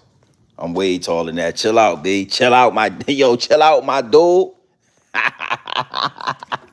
Nah, I'm way taller than that, B. I'm like 5'6" 3/4. You know what I mean? Don't forget the 3/4 neither, nigga. Yeah, I'm 5'6" 3/4. Like 5'7", you know what I mean? I like to round it up, you know what I mean? I like to round it up to 5'7", you know what I mean? You said 4'11". You bugging. That's fucked up. Why you do me like that? 4'11"? God damn, Jay. Come on, homie. Don't do me like that, Jay. Jay, don't do me like that, brother. Brother, don't do me like that. Come on, man. 5'11", man. I mean, don't do me like that, Jay. Come on, man. Big salute to the chat. Y'all know what time it is. I know where we at. It's for all the newcomers, man. There's a lot of new subscribers. It's cool. I'm gonna put a motherfucking AC on. It's freezing in here, boss. It's all my new subscribers, man. Y'all know where y'all at. Hold on. Yeah. Just know where you at, you know what I mean?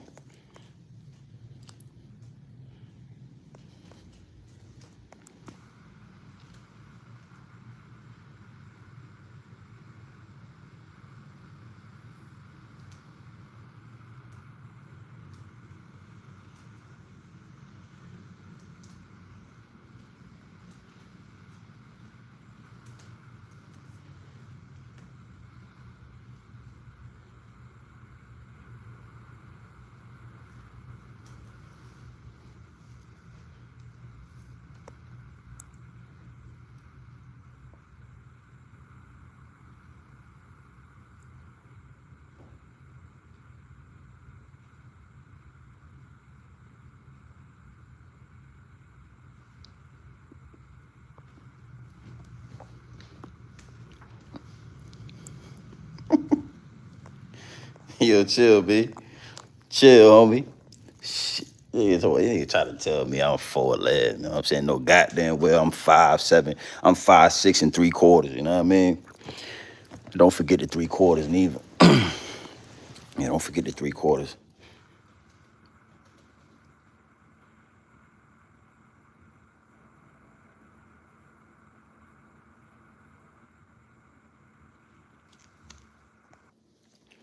Oh, the ingredients to the I can give you the ingredients to that juice. So I got the three cups, three cups of water, right? Cause I got those them jars, the mason jars. So if you get the same mason jar, you could do it the same way. Or you could do it smaller though. You could do it smaller. You could do it like 1 cup, cause the beetroot powder is 1 scoop is the equivalent of a full beetroot. One scoop of that powder is the equivalent of 1 whole beet. That's how powerful that shit is. It's strong. It come in like that plastic. It come in like that pouch, and inside that pouch is like another plastic pouch that shit come in. That you gotta like, you open it up, it's like, it's hella strong. And it works. You know what I'm saying? You could tell like when you drinking shit like that, cause it's cleaning your blood. It's regulating your blood pressure. It's doing a lot. You know what I'm saying? It's like a super raw. That shit is powerful, right? So what I do is I take 3 cups of water, which basically almost fills up that mason jar. I put 3 scoops of the beetroot powder in there, right? I put a really small scoop. I think it's like 2.5 milli. I don't even worry about that. But I put 2.5 teaspoons of lemon juice in it, and I put 2 teaspoons of ginger. I put the ginger in the juicer. You know what I'm saying? I got a juicer that's right next to it. I put the raw ginger, skin and all, the whole skin, all that shit. I put it in the juicer, and I juiced the ginger. And then I put 2 full teaspoons of ginger in that beetroot. So that ginger, you know, that shit is like strong. It's like spicy. It's like hot. You know what I'm saying? You drink that shit, it's like it's like you drinking some pepper. You know what I mean? It feel like that. You know what I'm saying? So all you need is like, you don't need a lot of ginger. I just put 2 teaspoons in it because it's 3 cups. So I put 2 teaspoons of the ginger, and I put like 2.5 milligram, like a scoop. It's like a little real small scoop that come on that measurement joint. It's like 2.5 milligram scoop of cayenne pepper on top of that. And then I shake that shit up. Now I don't strain the ginger or nothing. I put it in there with the ginger, with whatever juice out, I put it in there. You know what I'm saying? When you drink it, you could feel like it's when it go down, it's like you could feel that shit is doing something. And that's the only, yeah, I love it.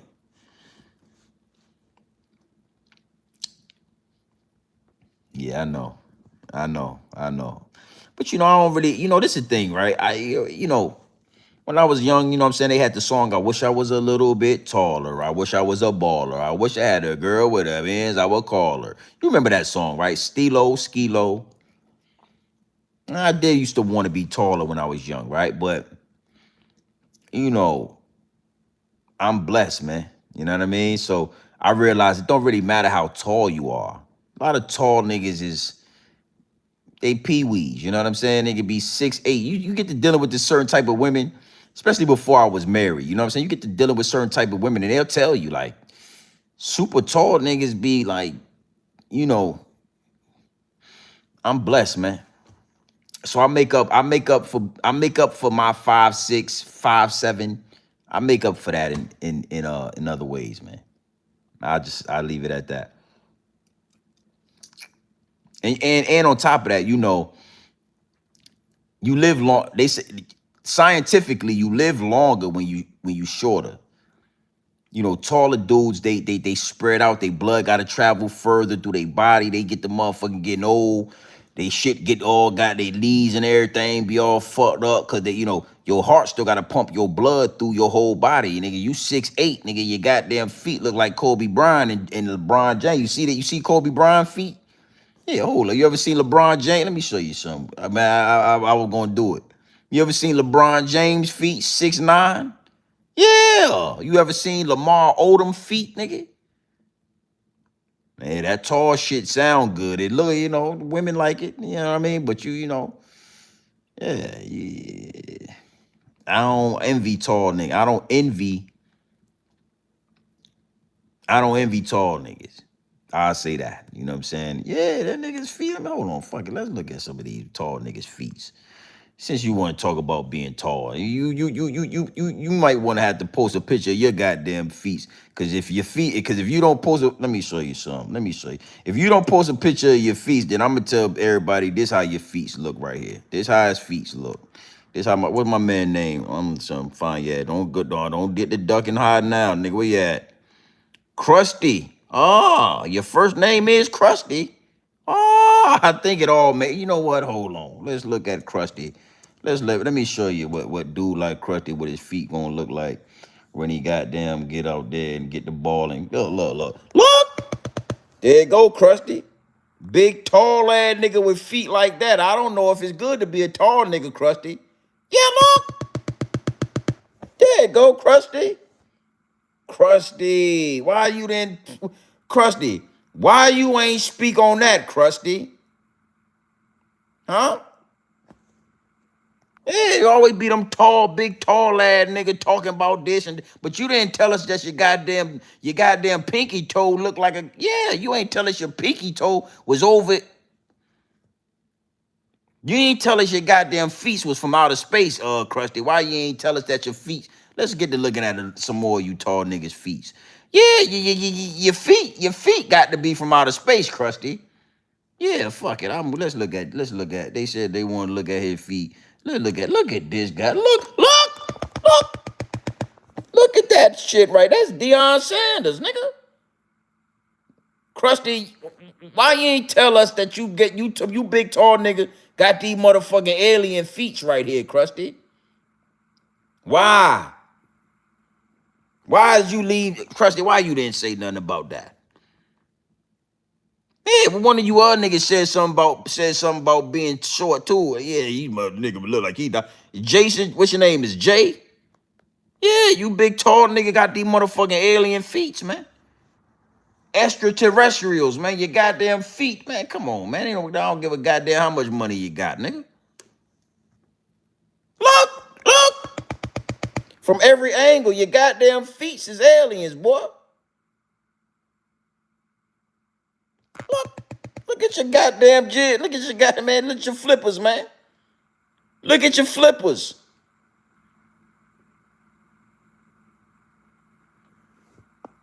Hey man, oh you big tall ass nigga, you wearing a size 14, your goddamn flippers. Man, listen, I pulled another one out. I'll show you goddamn one more if you want. You want one more? Fuck it. We ain't going nowhere right there. That goddamn shit with the goddamn flippers look like. Yeah, let's look at your goddamn flippers. Look at your flippers, man.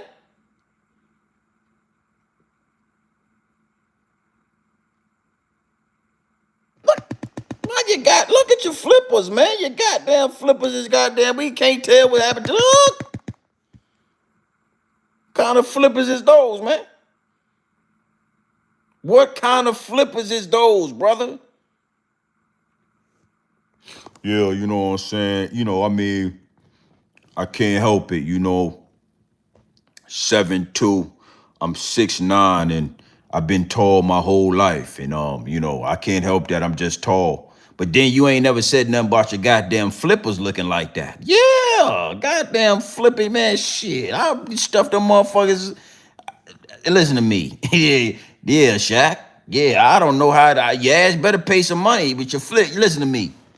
With flippers like that, your ass need to be rich. With flippers like that, bitch, you better have some money. Cause when you pull it out, you gonna have to get her some money. Cause she gonna be so motherfucking scared, bitch. Yeah, you bitch be scared to death. You're an alien. All right, I was just playing. I ain't gonna say nothing else about it. I was just bullshit. I'm sorry, my bad shit. I ain't trying to tell you. I'm just saying, man, you goddamn shit, bitch. Your motherfucking, man, shit. I'll be scared of you. Listen to me. Hey, if a man would ever pull his feet out like that around me, I would have been scared than a motherfucker around him. I want my mama. Where my mama at? You want to go back to Uncle Shaq house? Hell no. I start crying. I don't want to go, mommy. I don't want to go to Shaq house. What's going on? I don't want to go back to Shaq house, mom. I don't want to go back. You don't want to go to Uncle LeBron house? No, mommy. Oh, mommy.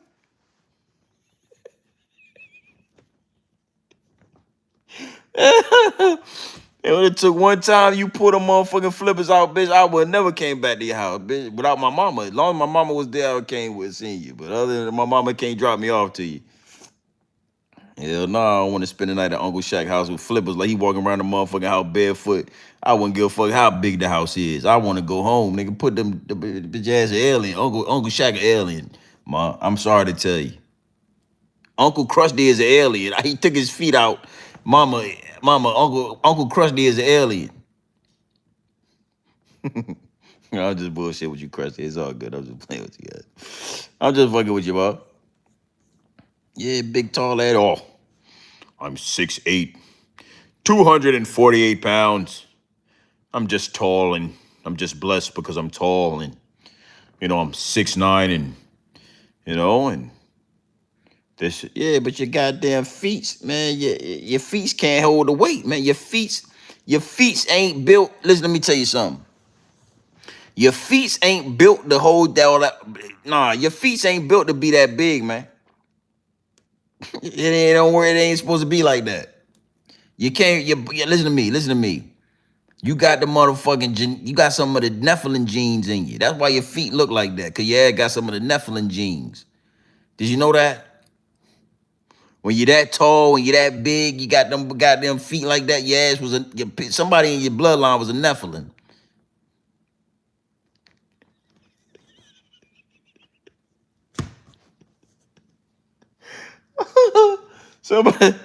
Somebody in your motherfucking family had the Nephilim blood in them, bro. I'm sorry, my bad. I ain't trying to tell you that. You know the Nephilim, the giants we were talking about? Yeah, some of your people, yeah. When you goddamn, listen to me. All right, I'm gonna just show you one more time. I ain't saying nothing else. My bad, I'm gonna show you one more time. Look at this. Look! When your feet look like that, you got the motherfucking Nephilim. That's because your great ancestors had some motherfucking Nephilim in them, nigga.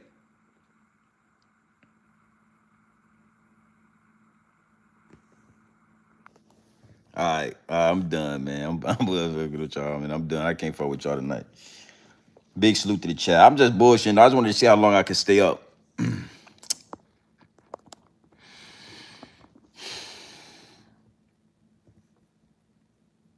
Yeah, I'm tired, man. I'm about to lay my black ass down. What I'm going to do? I'm about to do that. Yeah, I'm going to lay down in a few minutes. Let me see. Big salute to the chat. Let me get two more. Let me get 2 more subs, man, before we get up out of here. We had 299, 23,000 views. That ain't bad.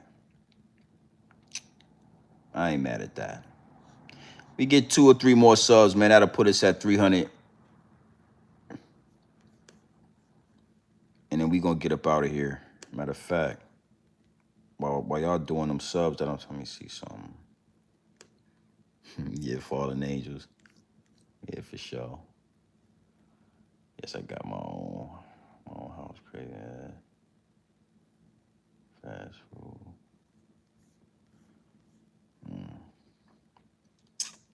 Game is a game. Get the spider up too. Yeah, matter of fact, you right about. I forgot. Look, laid his ass to rest. I almost forgot about him. Laid his more, sent his ass to the upper room. Shit, I almost forgot he was there. Yeah, I gotta get you up, boss. I'm gonna do that with the people. I'm gonna get the people. I'm sorry, man. I felt bad. That was a big ass spider. I felt bad about that, but I can't have you roaming around my house, man. I get to walking around, put my robe on. You popping out on me. I can't have you doing. Let me help you out. Let me get you up out of here. Let me help you.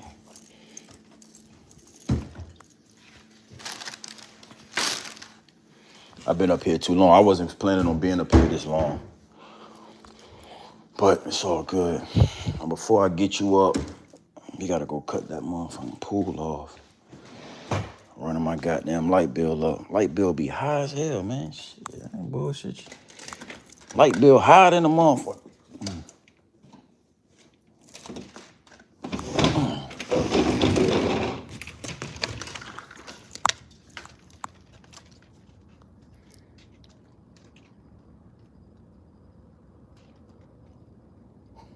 Yeah, that's how I feel.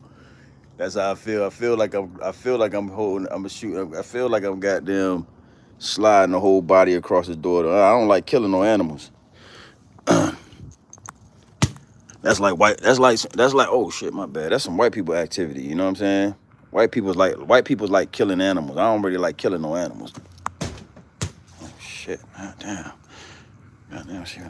See if I can get that. You see that hoop over there? See if I can get that hoop. Yeah, get that motherfucking hoop right there. Damn, man, I don't do that too hard. Let me get one more.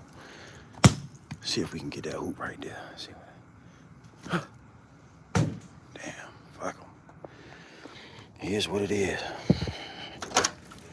Let's cut this motherfucker off. Oh yeah, okay.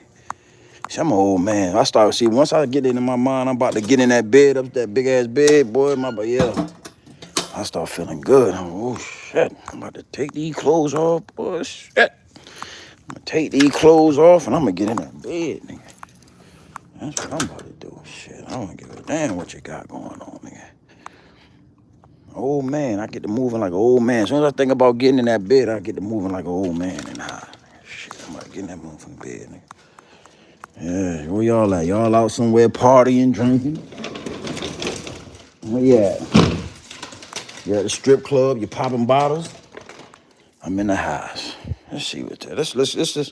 Let's go ahead and give a R.I.P. Let's go ahead and give a R.I.P. to this guy right here. You know, that's the kitchen right there.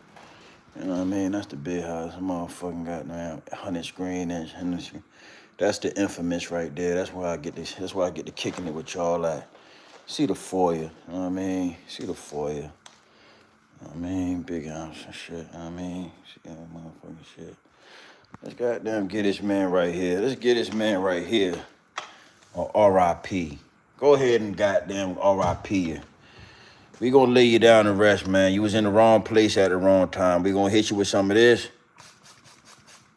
Hit you with some of that. And we gonna get you up. Go R.I.P., brother. Oh, we'll see you in the next lifetime. Maybe look, I smashed your shit out your head, nigga. Goddamn, I can get you up out of here. And see you in another lifetime, bro. I feel sorry, but I had to get you up out of here, man. You scared me, brother. I didn't know what you had on your mind. I didn't know if you was trying to attack me or you was gonna bite me, if you was trying to help me. Shit, I'm not sure. You fucked up, man. This time you fucked up. I had to get you up out of here. Yeah, there you go. All right. I had to make sure I did that because the people was asking about you. Oh, make sure you get them up, man. Don't leave them down there. Leave your monkey head down there, nigga. You put your monkey head down there, nigga. Yeah. You see, we got video games, you know what I mean? We got the motherfucking goddamn Pac-Man. Got the Mr. Pac-Man right here, you know what I'm saying? We got the NBA jams right here. Goddamn NBA jams and all that. And get to playing video games on you, you know? It's a beautiful thing. All right, man, so take this with me upstairs. So, the house kind of big. So once you go upstairs, once I go upstairs, I might come back downstairs and go in that refrigerator, but once I go upstairs, I'm going upstairs for good, boss. Game over. Yes, sir. And when I close the house closed down. Everybody got to lay it down. When I say lay down, everybody got to lay down. Say I'm bullshit. I'm man of this goddamn house. If I say lay your ass down, everybody in this motherfucker gonna lay down. Everybody. I'm bullshitting. Yeah, I told you. If I said everybody ass gonna lay down, nigga. Goddamn who in this house. So you might not be able to scream in your house like this, because if you scream, your old lady gonna put you out. 2, 3 in the morning, you get to raising your goddamn voice, your old lady can goddamn evict you. You get evicted. When you the big dog, can't nobody tell you what to do. When you the big dog, can't nobody tell you. I wouldn't give a goddamn who in there.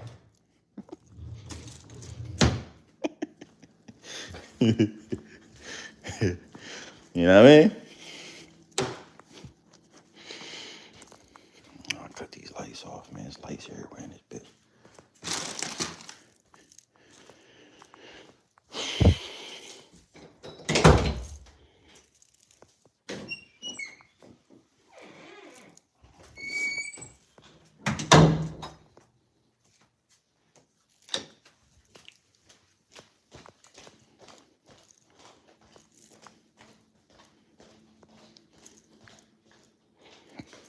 I'll take this with me as well. I'll come back down once I put my robe on. I'll come back down once I do that. Yeah, I'll do that in a few minutes. I'll come back down. So I gotta go get situated anyway.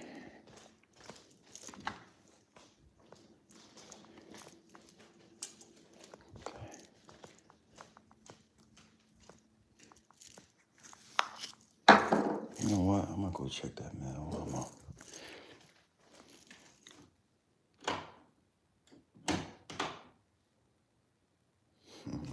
Yeah, it's kind of, all right.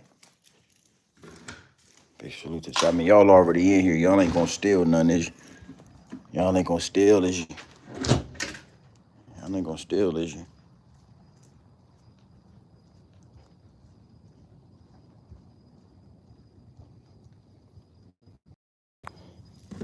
No, it was a whole bunch of goddamn mail in here. I knew it. I be telling my daughter to check this goddamn mail. You know what? I'm gonna tell you something. She made me think, if I gotta take my goddamn belt off, then that's gonna have to do it. Told her, goddamn, man, take this goddamn mail. I knew it was gonna be a bunch of goddamn mail.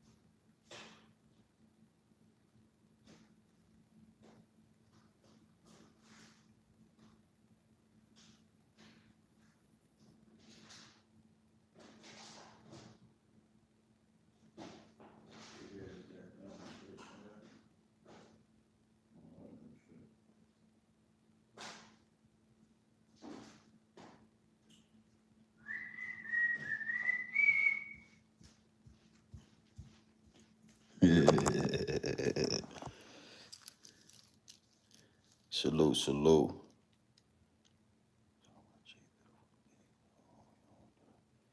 Yeah, 100%, 100%.